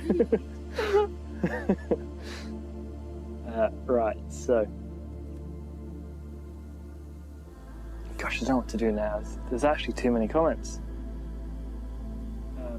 Right, thank you, Jared McKitterick, for joining as a member. Really appreciate it. This is just like the tip of an iceberg in terms of astronomy and space content on this channel. Like, there's so much more available. So make sure you're subscribed so you can see that. I've only just started live streaming. Like, we did one the other night, didn't we? Yeah. And I'm trying to do as many as possible because we're going to be using actual telescopes so we can show you what it looks like to an amateur, because here it's quite light polluted, our skies, and it's basically what the average person is going to experience themselves, as opposed to traveling to the clearest skies in the entire planet and imaging from there, because it's a different experience to what you're seeing when someone takes a long exposure image versus when you look just with your eyes through your telescope. So we're trying to showcase that. That was the plan tonight, and we're going to be doing it again in the future when there's not Aurora, you know? Gosh, really ruined the night, hasn't it? No. Yeah, it's never going to be this good again. Oh, there has been a donation as well. I will say, like, I'm not just simply favouring donation comments, but it makes it so much easier when you can just tap on that one. It becomes massively focused. I started watching from 27 viewers, and then you changed the title and it changed everything.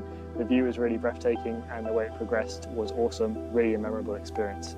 Thank you very much. It was someone who commented an idea, and it was you, really, weren't it? You were the spearhead for changing the title.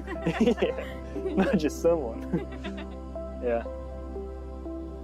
Yeah, so you can tell, like, the actual title in the beginning was just the first two words, Stargazing Live, that was it. But it is transcended into something so much more.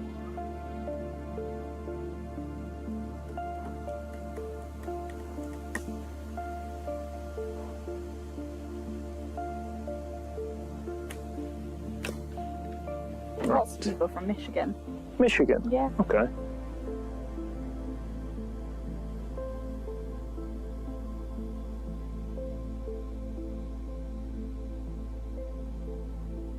I think it's a crazy high number. It's something like 87% of the world's population lives in the northern hemisphere.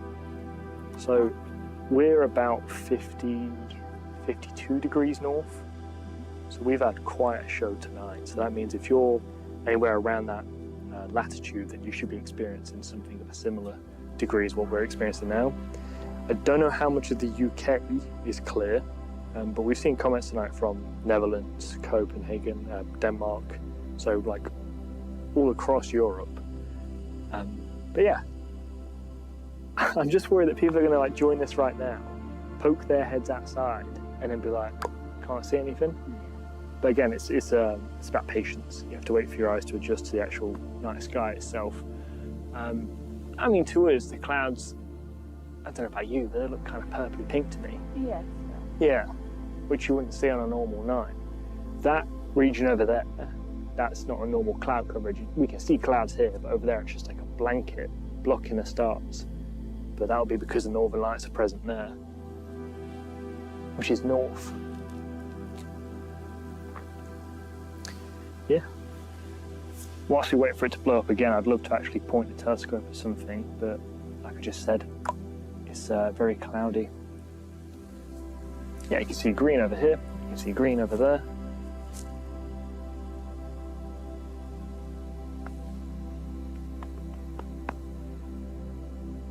Yeah, please put in the comments as well where you are watching this from right now, and if you do have Aurora present in your location. Fantastic.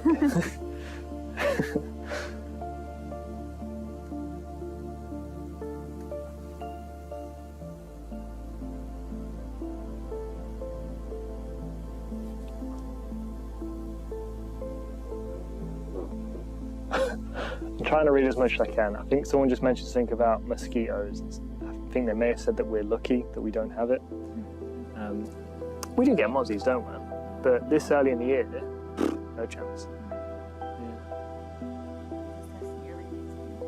Oh, it's so hard. Yeah. I don't know about you, but the dashboard I see here says top chat. But I think that's just bringing through every single comment. Yeah. Live chat, okay. Yeah, same speed, yeah.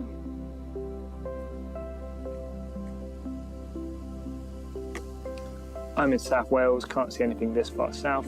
Interesting. Bristol, too much streetlight pollution at the moment. Faint wisps in the sky but no colour. Interesting. I think we're getting to that point here in Leicester. But who knows, it might come back at an absolute moment's notice.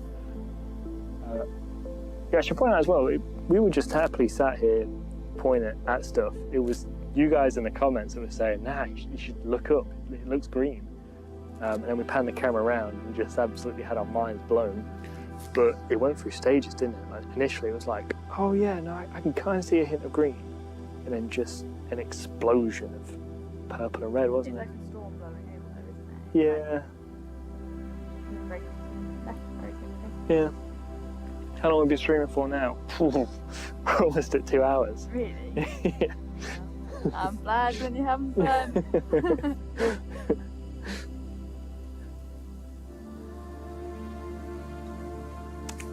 Vienna, sadly nothing here to see, as I've heard some people spotted Northern Lights hours ago. Yeah, if you had been here literally 30 minutes ago, you'd be like, that's incredible. I bet you can see it everywhere in Europe.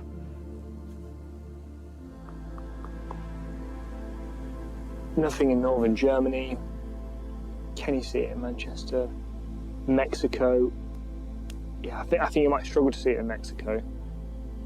In Buckinghamshire. Thank you. That's why you're here. Yeah? Light pink. Yeah, the pink is the best colour. The pink was, by far the most vibrant. Yeah, because I always know Northern Lights is green, even though you don't see it as green by your eye. But in all the pictures you see it as green, but that pink was way better. Yeah. Way better. Can't remember exactly what the element is, but it'll be a different, like it'll be oxygen or nitrogen that's actually reacting with the atmosphere and causing a certain colour. Yeah, so predominantly green. Like, still hints of green over there. Actually, I think there's more green to the left. Yeah. Possibly to the right. It's definitely gone that way, hasn't it? Yeah, moved over, yeah. So gone from north all the way over to south. Yeah. Which is as you'd expect, I suppose. Yeah. I do see like two sort of strong light beams coming there with my naked eye. I don't know if you can see those ones just there. Faintest amount of purple to them. Yeah, you can pick them out on here, which is good. I mean, that's the beauty of having a camera, really, isn't it? The fact that you can actually bring out more detail. It is getting more purple behind you. Yeah, I just said that one. Awesome, good to hear. Can't see it in Dortmund. Just saw it in Basingstoke. Someone just said rewind 45 minutes, love heart. Yeah, do that. Absolutely do that, and then join us once you've had a look at that, because that was incredible. I'm in Halifax, and me and my family have been stargazing for the past 30 minutes. Gorgeous, fantastic, glad to hear it. Hello from New Jersey, US. Hello. I can see it near the most southerly point in the UK. Amazing. All right, that's great news. So I can presumably probably somewhere like Devon, Southampton, Brighton, or whatever. And if you can see it that far south, then yeah, that's it. Everyone in England. Everyone in England has had a chance to see this, presuming it's not cloudy.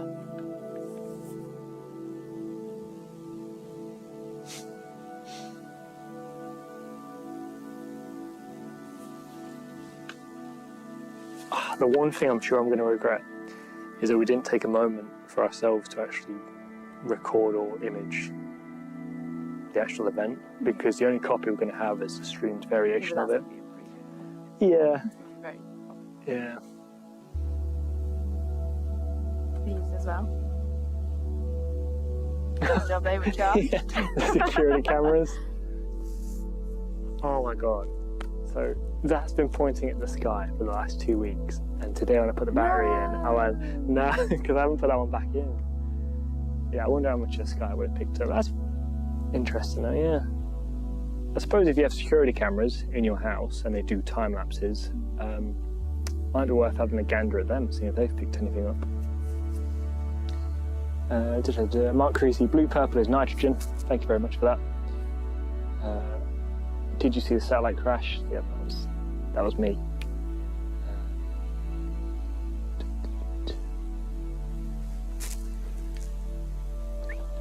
Yeah, so by doing this right now, keeping the camera in the same place, might have been better earlier, but it makes it easy for viewers who are joining in to just scroll across the video. Yeah. And then you see it dance. Like a natural time lapse.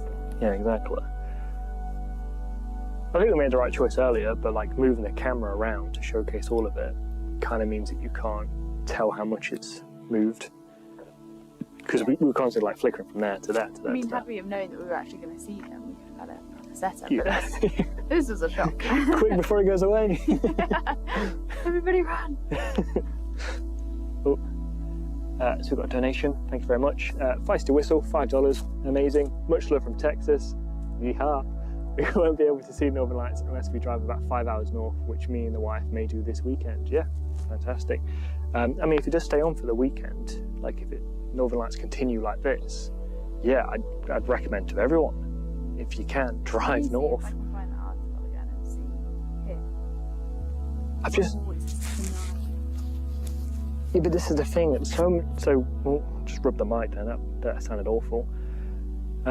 So many articles will use it as clickbait and like tell people, said that before, like once in a lifetime opportunity. Yeah. And I've just been done dirty so many times where you spend the entire night sat there looking for something and you can't see anything. But yeah, they called it right tonight. Well, they're saying that the duration of this particular sighting will be shorter than most, which kind of makes sense. Like they came and went very quickly. Yeah. In a significant years.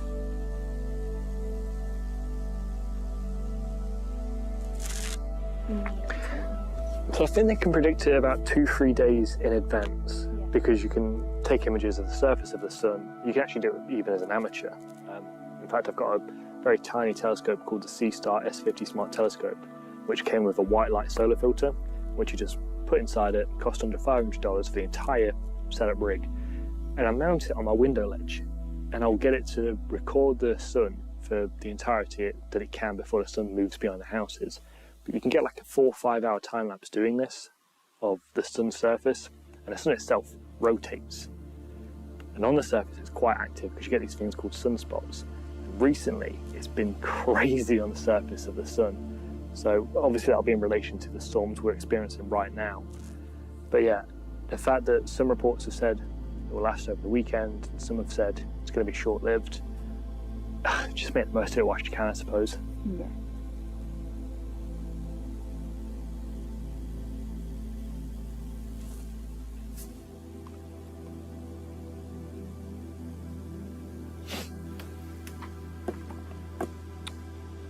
Silversmith says, would the two of you go to space if given the chance? Go on there. Really? Yeah. So the last space film we actually watched was Ad Astra, and if you've seen that, you'll understand what I'm about to say. That's terrifying. Like, I think the whole plot of it is supposed to be and I'm not going to spoil anything at all for you, but Brad Pitt has an exceptionally low heart rate even when he's doing spacewalks, so he's not scared or like very fearful of many things. But like those final few, well, the majority of the film, but those final few scenes, I was terrified. Yeah. It depends on where in space. Yeah, like if we're going to the ISS. Where in space? Well, like, yeah, if you're going to go to Neptune, hard pass. Sure, it rains diamonds there. They got winds of like 250 miles per hour, whatever. Just go over buck on your head. Yeah.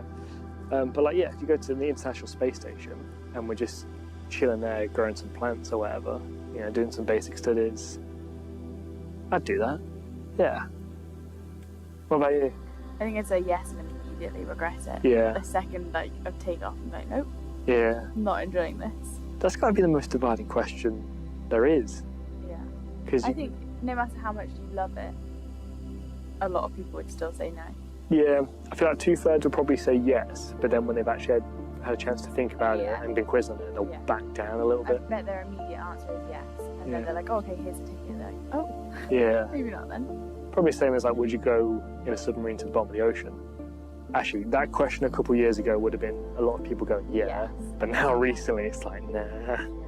You get in there and see a bloke with an Xbox controller. You always say that now they'll have the most checks, because I always used to say that about roller coasters, but now they've got more checks than yeah, submarine exploration will be safer than ever now because of one massive incident. Yeah. I like to think of them as being parallels, like exploring the bottom of the ocean and exploring space. And probably more ocean, you're probably more space. space. Yeah. Oh yeah, just trying to get away from each other. Why did you say that? Doesn't mean it, everyone. Yeah, I'll take it back, I'm sorry. I got her a chair. Right, Sammy Ellis says, look behind you. That is a beautiful purple strand just going over there. I haven't actually checked to see if we're in audio's in sync, but I don't think it really matters. You know, you can't really see us talking anyway. Died down in Hertfordshire, but could come back at any time. You're right. Too much light pollution in London. Green creeping in. Use your camera on your phone to see the lights if you can see it with your eyes. I can just change the settings if you want, so I can showcase what you've seen it with your eyes.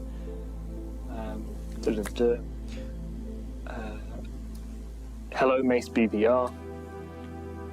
Thank you very much, Life of Callister.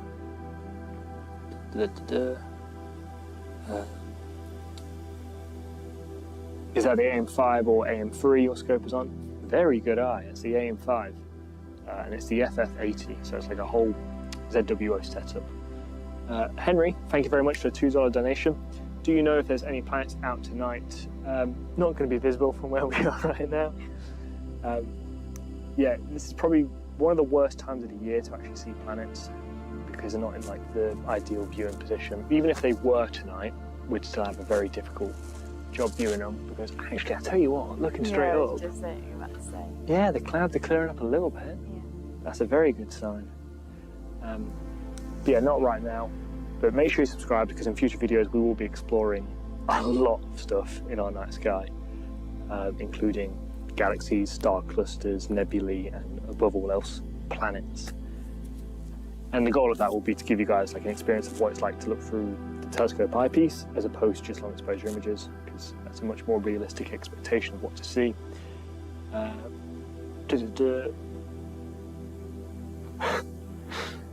Okay. Lars says, the sun is so embarrassing, so much space but no car parks and not a single KFC. Greetings from Germany. I'm not sure I know what that means. Right, Data Lost says purple rain. Oh no. Which is You you know what it reminds me of? Because Kasabian played at the King Power Stadium once. Oh, it's actually like, yeah, I know. And they had like this really bright light, and even though we're like miles and miles away, you could see it from the garden, just this bright light shining up, and that purple light just behind us there looks exactly like that to the naked eye. So purple and red, very apparent, easy to see with the naked eye, and they do look that colour. But green, nah, green's mean. Green can't be seen. Doesn't rhyme as much as you think that would then. You sure? Yeah. Okay. You could just see that grin of like, oh, I nailed that. Under pressure.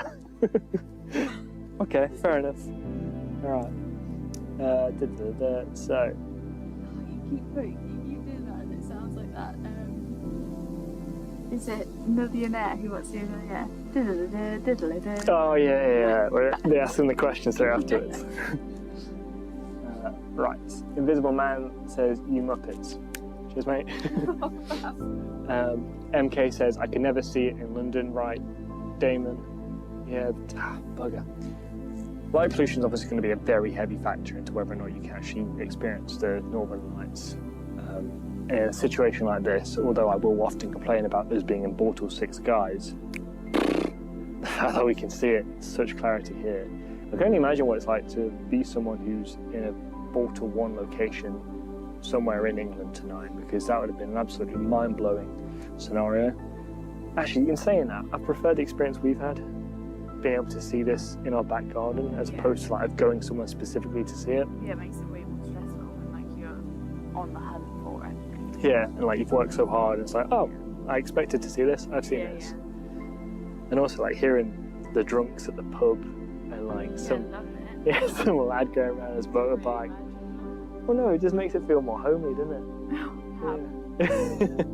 It made it a much more unique experience, I'll say that much. Okay, so you can't see it in Cheshire, that's nonsense. I didn't see a previous comment, probably is. Oh, a couple of people said meteor. Was it actually a meteor? You didn't see it yourself? Okay. I have to go back and check on that one.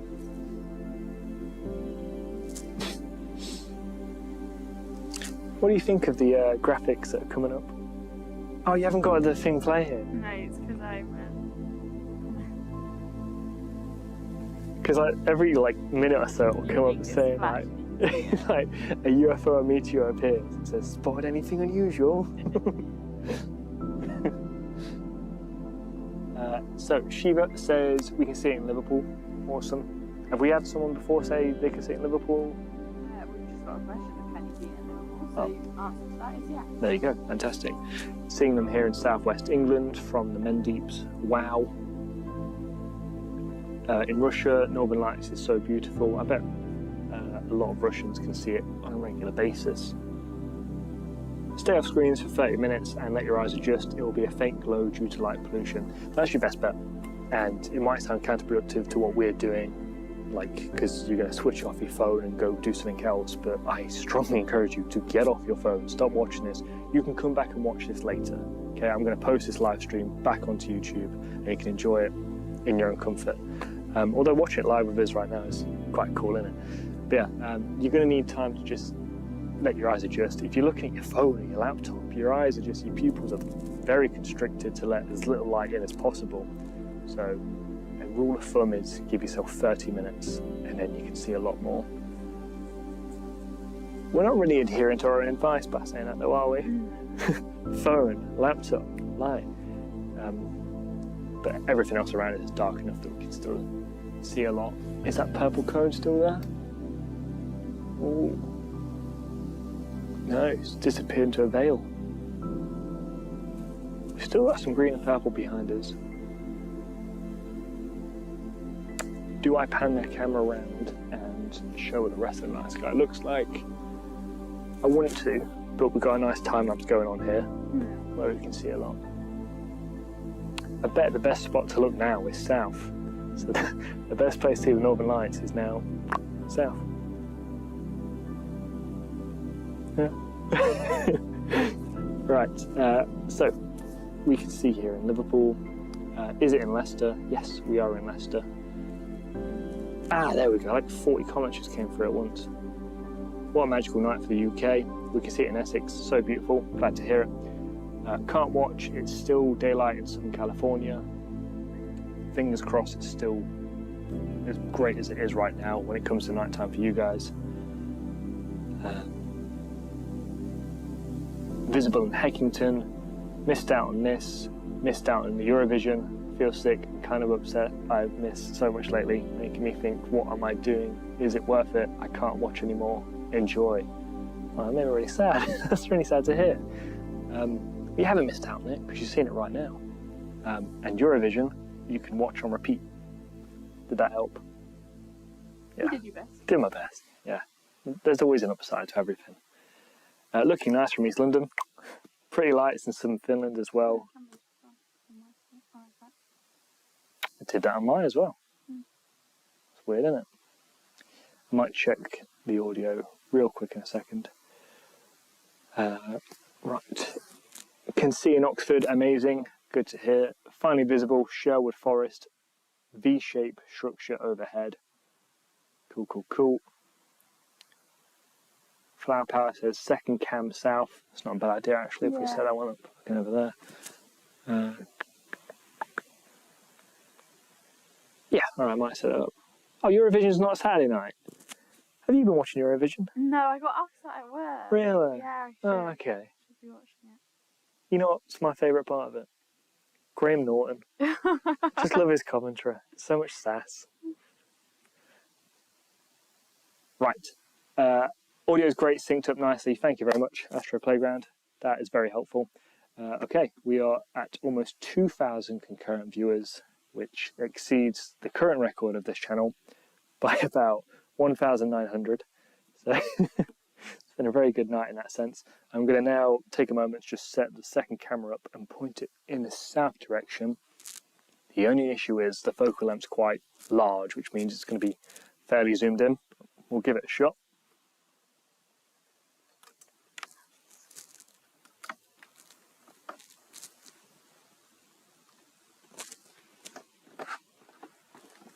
Oh, there we go.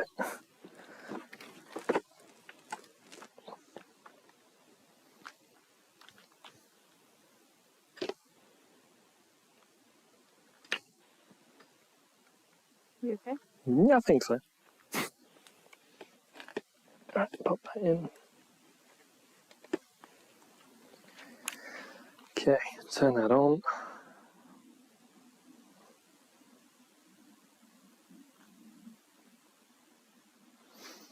Okay.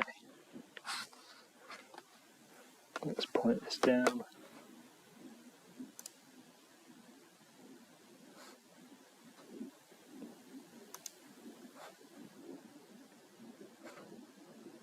Right, so that black blob in the bottom right of your screen is going to be a second camera once it decides it wants to be. There we go. So that's looking directly north. How can I best frame this? That should be okay. Okay, I'm going to turn off the overlays. That means the music's gone just for a second. Okay, so start off looking at the telescope. That is the telescope and rig that I have been using tonight. Very briefly, I might add. And then if we avoid my neighbour's window, change the focus, you can see in the northerly direction there is still a lot of green and purple. Now I'm panning it to the right. I think it's a decent setup because you can see where I'm pointing the camera in the wide field, and then you've got a zoomed in view here. So still very green amongst the horizon here in the UK. So purpley. I'm going to keep it quite low just so you have a sense of where I'm going. So that's west. And then over here, interesting. So that's south. How's that looking to you, Ez? No, I wouldn't say green at all. No. Oh, it's not in focus. There we go. No, yeah, nothing there. Maybe it's just because that's where all the city lights are. Yeah, possibly. Starting to see some more stars, so that's good. Let's go straight up.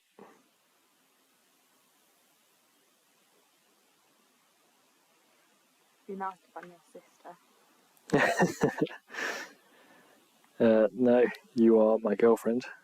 My lovely girlfriend and assistant for tonight.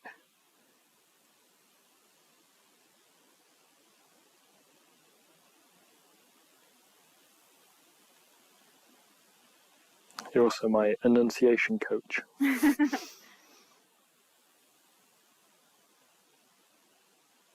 Oh, so if you look just there, I don't know how big it's going to appear on the stream, but there's like a W of the stars. Where's my hand? Why can you not see my hand? There. Doing, doing, doing. So that is a constellation of Cassiopeia.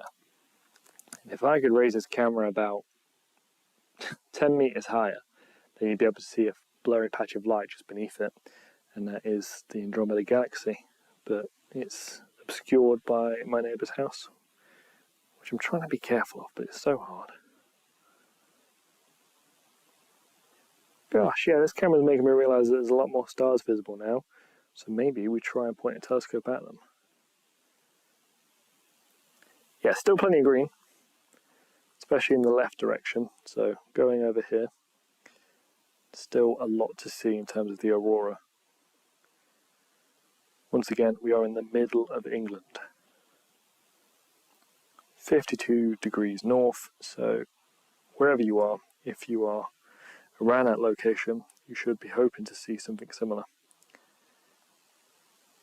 But yeah, I think it is now strictly in the northern region.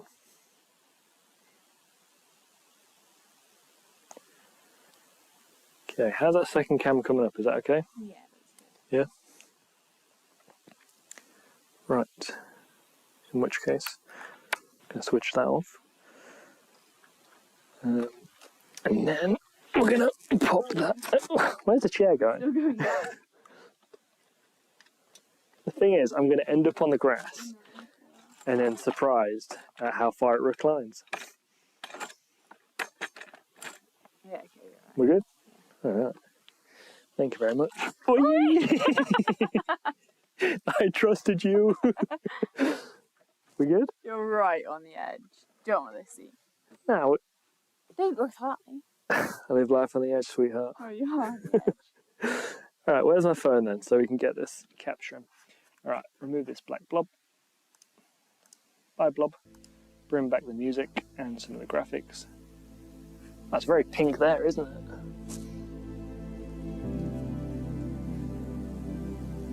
Check on sharp camp.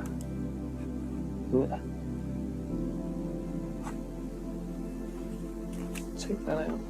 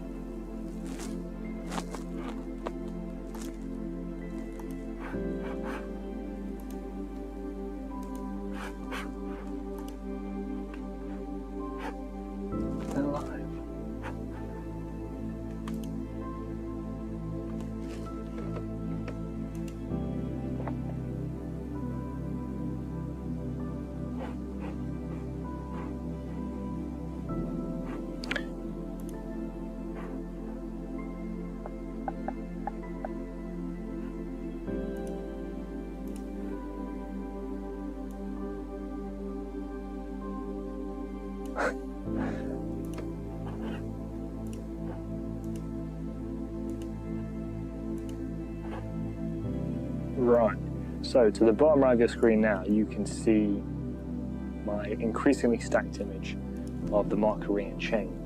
Now it's a very wide field image, which means it's going to be hard to see any distinct points of light unless you zoom in quite a bit. But the most obvious point right now is that it's very orange, and that's because the spot where it's pointing to right now, there's a lot of purpley red lights. So let's change the auto balance, the white balance, sorry, and make that a better colour. And then let's zoom in and see what galaxies we can have a gander at.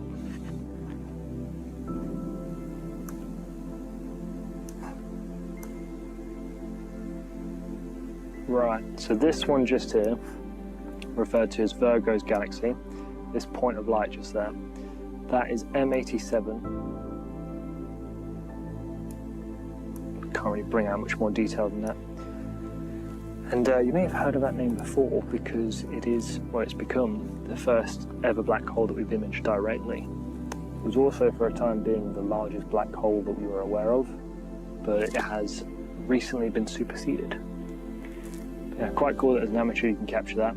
It looks really rubbish right now, and I'm seeing it on the live stream, because it is just a faint blurry patch of light, as most galaxies are. Given enough time, a lot of things in this field are going to become a lot more apparent and interesting, because we're going to bring out more detail in them, especially to the bottom right here. Let me zoom in. Because this arrangement of galaxies might look familiar to you, in a sense that we have one there, one there, one there, and I believe one there, so it's basically made a smiley face. Can I draw over that? Is there a way for me to do that?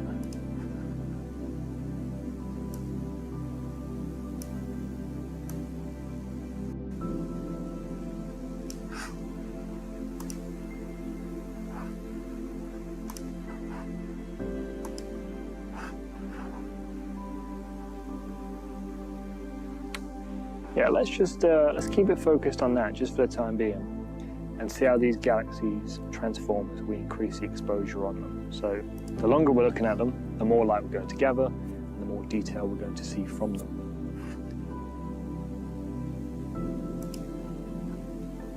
Let me just check that's coming out okay. Yeah, that looks all right. Just let Adrian know it was the different Adrian, because he's thinking he needs to contact Bill. Is your drawing? He thinks he needs to contact my brother? Because you said Adrian contact Bill. Okay, Adrian, thank you for joining the live stream. Different Adrian. Different Adrian that I was referring to earlier. No panic. don't need to panic. He's my brother-in-law, and I was asking him to contact my brother to make sure he could see the spectacle that was occurring right now. And come to think of it, have you heard from Bill at all? No. I just feel really bad for anyone who's missed out on seeing this, especially if it doesn't last the entire weekend. Let's see if he's read any of mine. Oh no, he's read it. He's alright, yeah. He's read all the chat. Yeah. Oh, honestly, that'd kill me missing this. Yeah. Especially waking up the next day and seeing that everyone's taking pictures of it and been outside and seen it, and then you've just been busy working or sound asleep. Good. You're doing okay. Okay.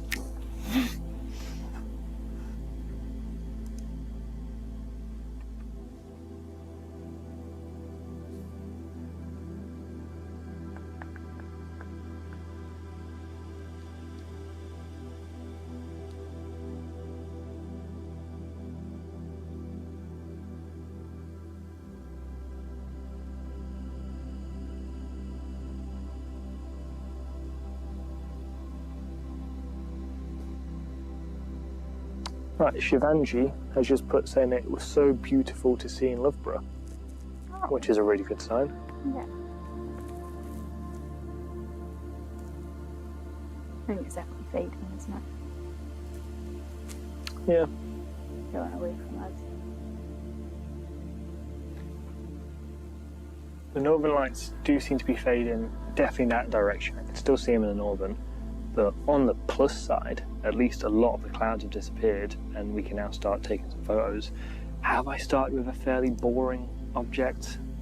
I'd like to think not. I do like looking at the Markarian chain. So up to 5 minutes of exposure now, and I've zoomed in on a small group of galaxies in particular because I like the way they look. They look like a smiley face. We're now starting to see more detail come from them. Let me switch to full field of view, which is incredible that that's what the camera's actually taking a picture of right now. That's the whole field of view. And I have the ability to zoom in by that much and it will still match the video resolution that we're recording at right now. If I zoom in a little bit, let's just have a peek. Let's have a wander around. A tour of the galactic neighborhood, if you will.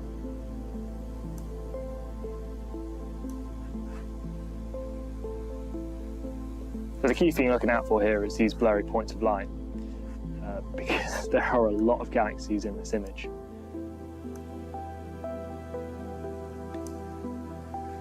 But perhaps this is a target for another day.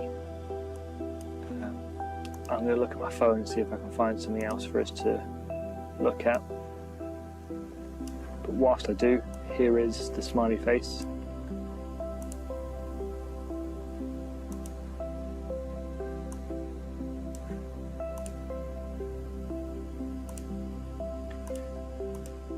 There we go.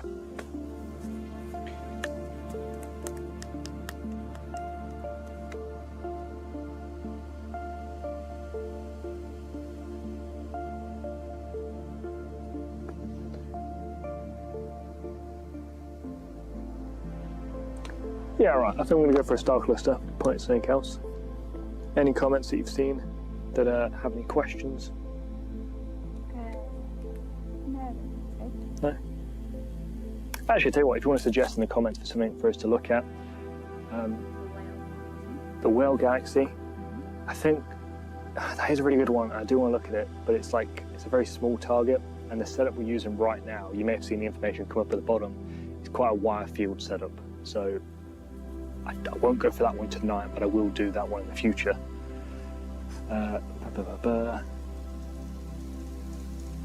Okay. Okay, so I'm seeing a lot of people say that they've also seen it tonight, which is fantastic, and another saying it's getting a lot dimmer where they are. It's getting dimmer behind us as well.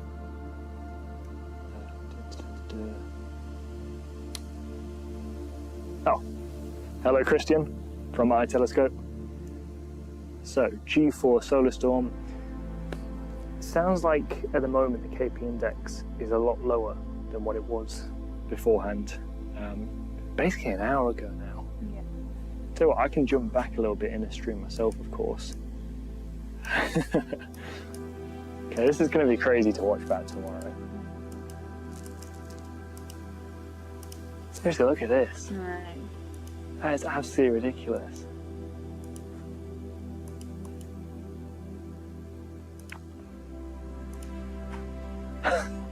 That's definitely a bird, by the way.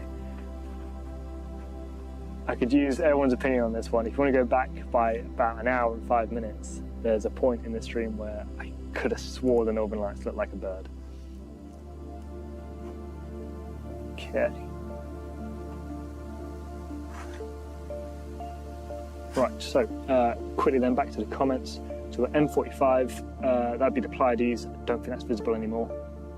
That is the Pleiades, isn't it? Yep, that is the Pleiades. Betelgeuse is going supernova right now.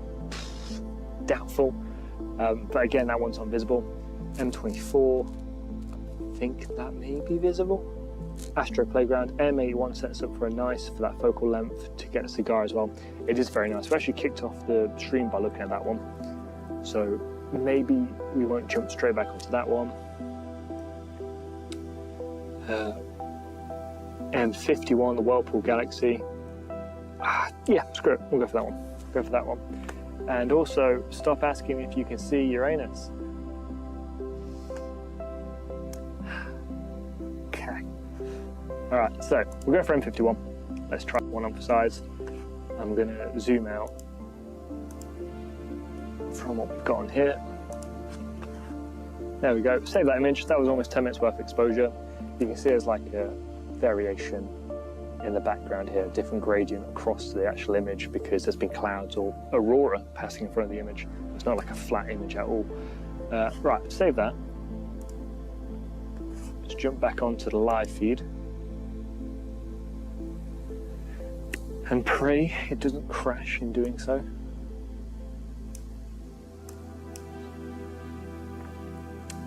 And that is about what you can expect with your naked eye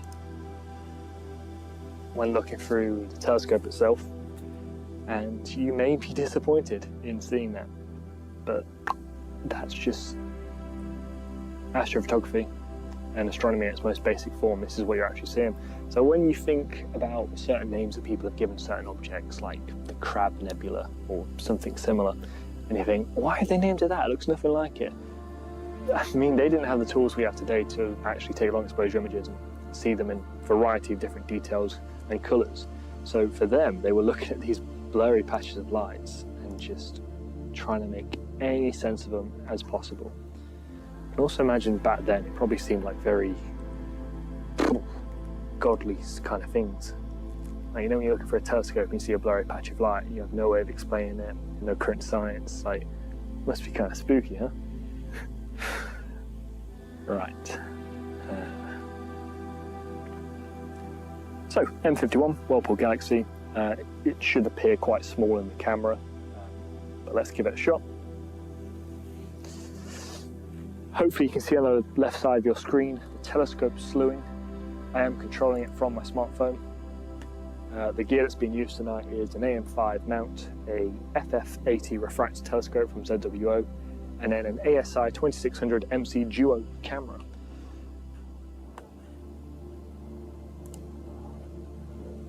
Right, let me crank up the exposure a bit because you can just about see the Whirlpool Galaxy in the middle.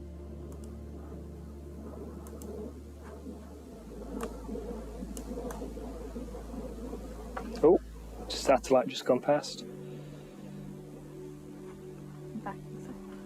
Yeah, no worries. Right, that there is the Whirlpool Galaxy.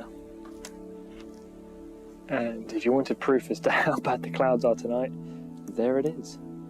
So, if I change the settings, we're going to go for 5-second long exposures and cap it at that. Jump on over to Live Stack.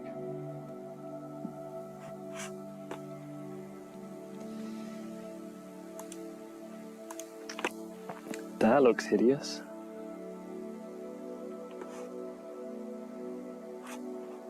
Let me try and fix that real quick.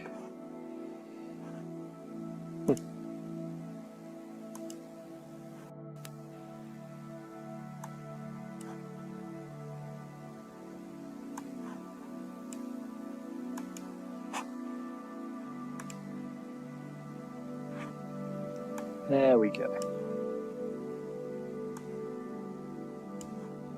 Okay, now it's starting to get some shape. That's looking better than it was a minute ago. Okay, come off that, jump back onto the main screen. Okay, that looks alright. That looks okay. So you can see in the bottom right of your screen right now, the Whirlpool Galaxy, and as is the case with everything, you require patience in order to see it in its full detail. At the bottom here, you've got a text that shows you the equipment that I'm using in order to capture this image. We are in Baltle 6 skies, and although we have a very thin layer of cloud, perhaps our biggest interference right now is the spontaneous aurora that has appeared above us here in the middle of England. So this is, I wouldn't say unheard of because it's happened in the past, but for me this is the first time I've ever seen it, and never ever in my wildest dreams could I've expected to see it to this degree. It's incredible. I went to Iceland a month ago and I didn't see anything anywhere near as spectacular as this. So just goes to show you can spend all the money you want, travel anywhere in the world chasing something, but yeah, sometimes it will just turn up on your doorstep.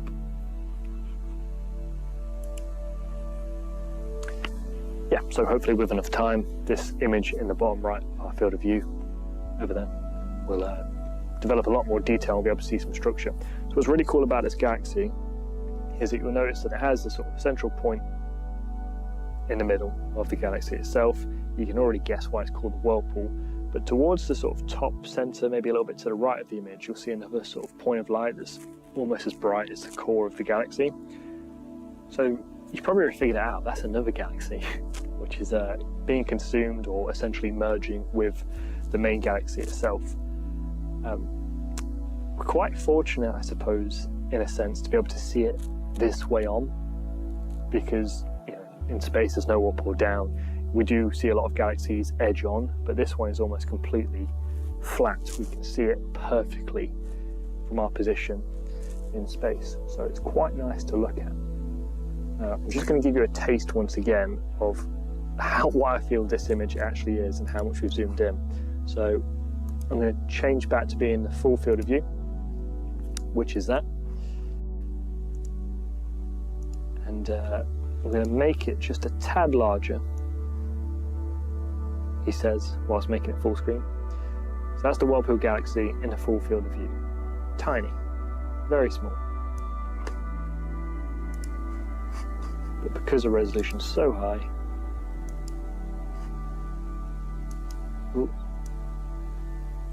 we can see that. That's pretty nice.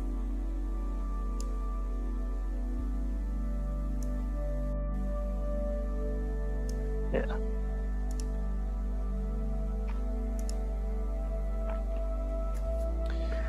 Right, let's jump back into the comments then.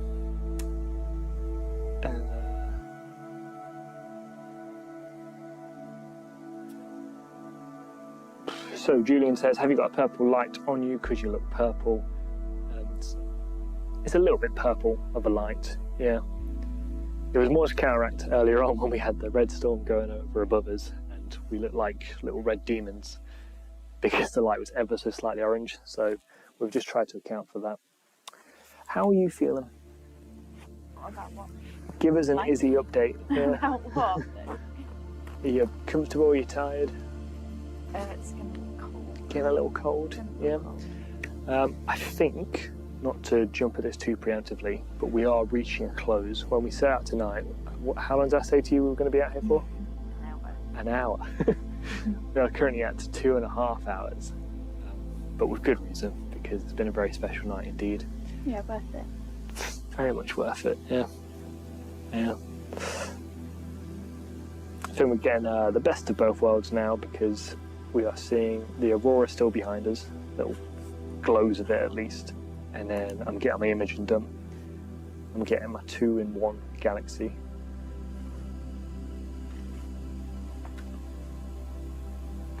Right, if I change the camera settings once more, I'm going to try and replicate what you see with the naked eye. So, prepare to be shocked. Configure video, and then take the saturation down. There we go. So that's what we're experiencing right now, which means you've lost a lot of the northern lights that you can see. You can only ever see like the faintest amount of green towards that end, and then the purple red parts. I think they've just naturally gone away anyway. But that's what we're seeing with our naked eye. Would you agree with that? Yeah. And I think you can sort of see that our skin colours now a bit more normal as opposed to being that very purple colour. So we'll punch that back up. Didn't really change much there, did it? Just changed the colour of the sky as opposed to the northern lights. Yeah, part of me wants to say that's kind of cheating, but you are just making the experience a little bit better, aren't you? Yeah. Yeah. How are we getting on with the comments? Yeah, good. Good.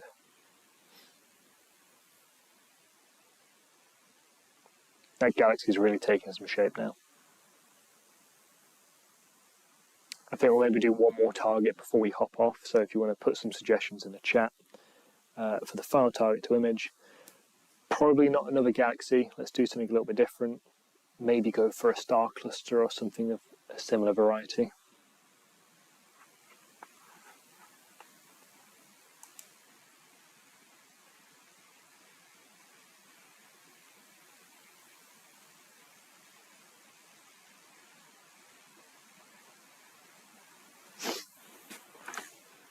Oh, my back. Right. Okay, so we got M7, Andromeda, Beehive cluster. You knows bro says, girl on the chair has had enough. Do you want to argue against that? Wait, why does it say your username is... Wait, was that you send that comment? What? No. Right, so finish off then. Alpha Centauri, I don't think we can see that from here. Proxima Centauri, no. Pleiades, no, can't see that.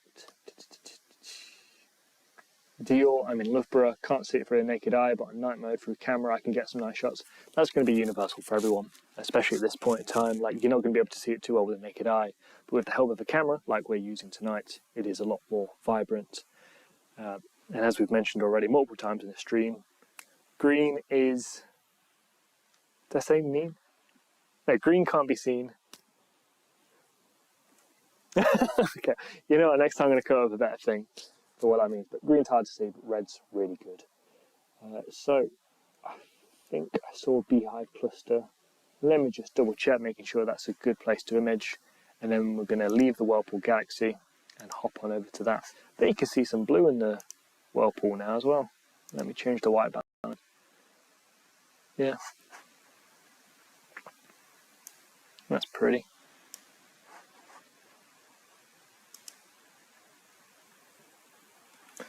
Okay.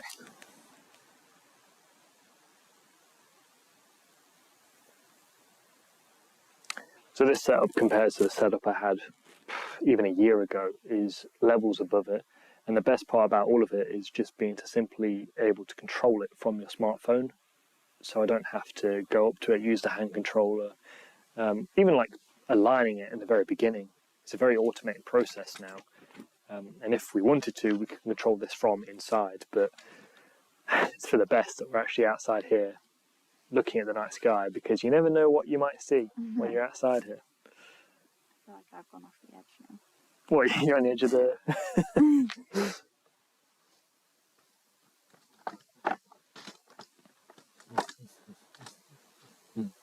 It's because of your head. I think the beehive cluster has just gone a bit too low on the horizon.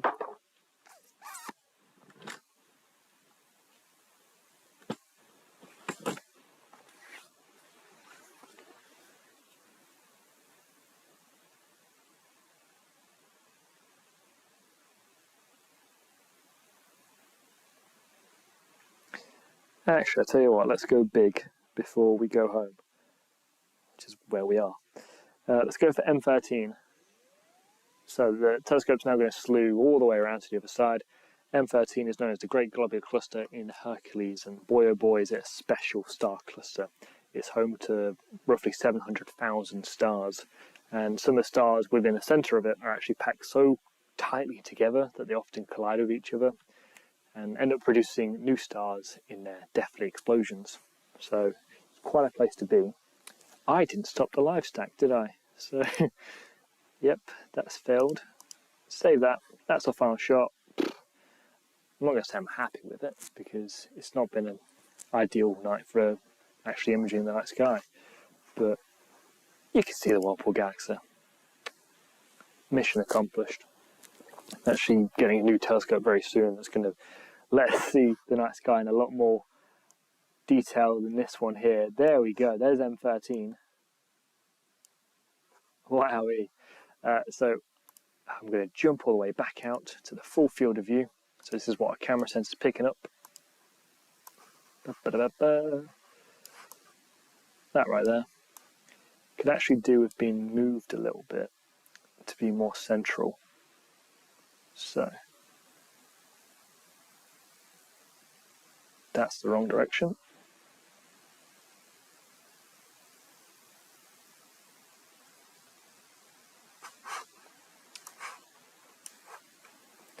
Let's try bringing that back more.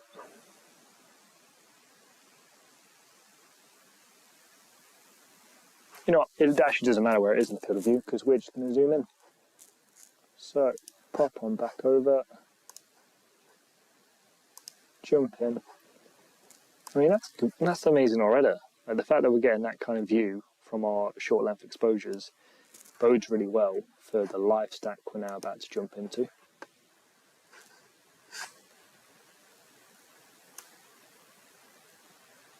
Oh God, it looks well noisy there.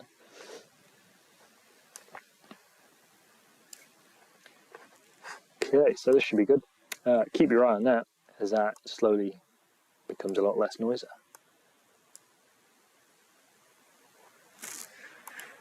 Whew.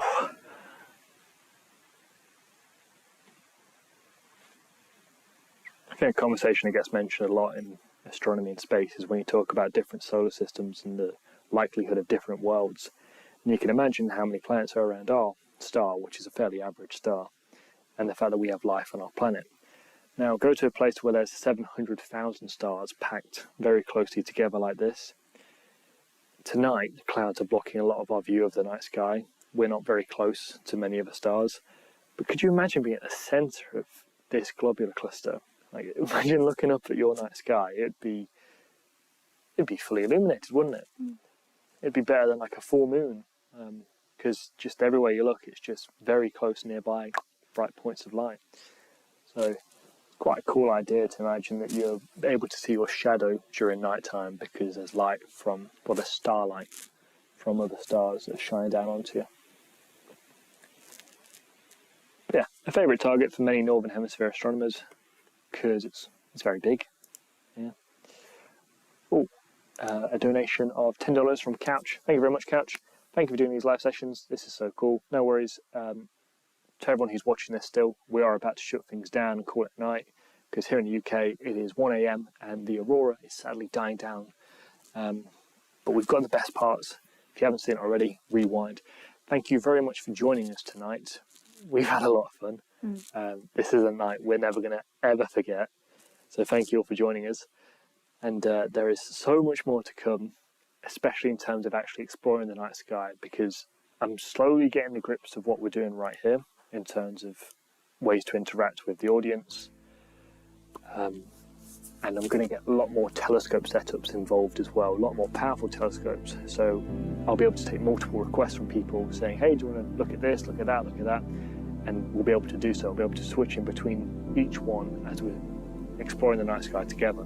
So for those of you that are in more light polluted skies and you can't really admire the night sky, for those of you who don't have the budget or even the area to explore the night sky, as someone, we lived in an apartment a couple of years ago, no balcony, nothing, absolute nightmare, very hard to do stargazing, then make sure you stick around to view these because, yeah, we'll be sharing with you as much as we possibly can. Yeah, I think that's about it. Yeah. All right, we're going to call it that. So yeah, I think we peaked at like 2,000 views tonight, 2,000 viewers at the same time, which is absolutely unheard of. So yeah, thank you for joining us.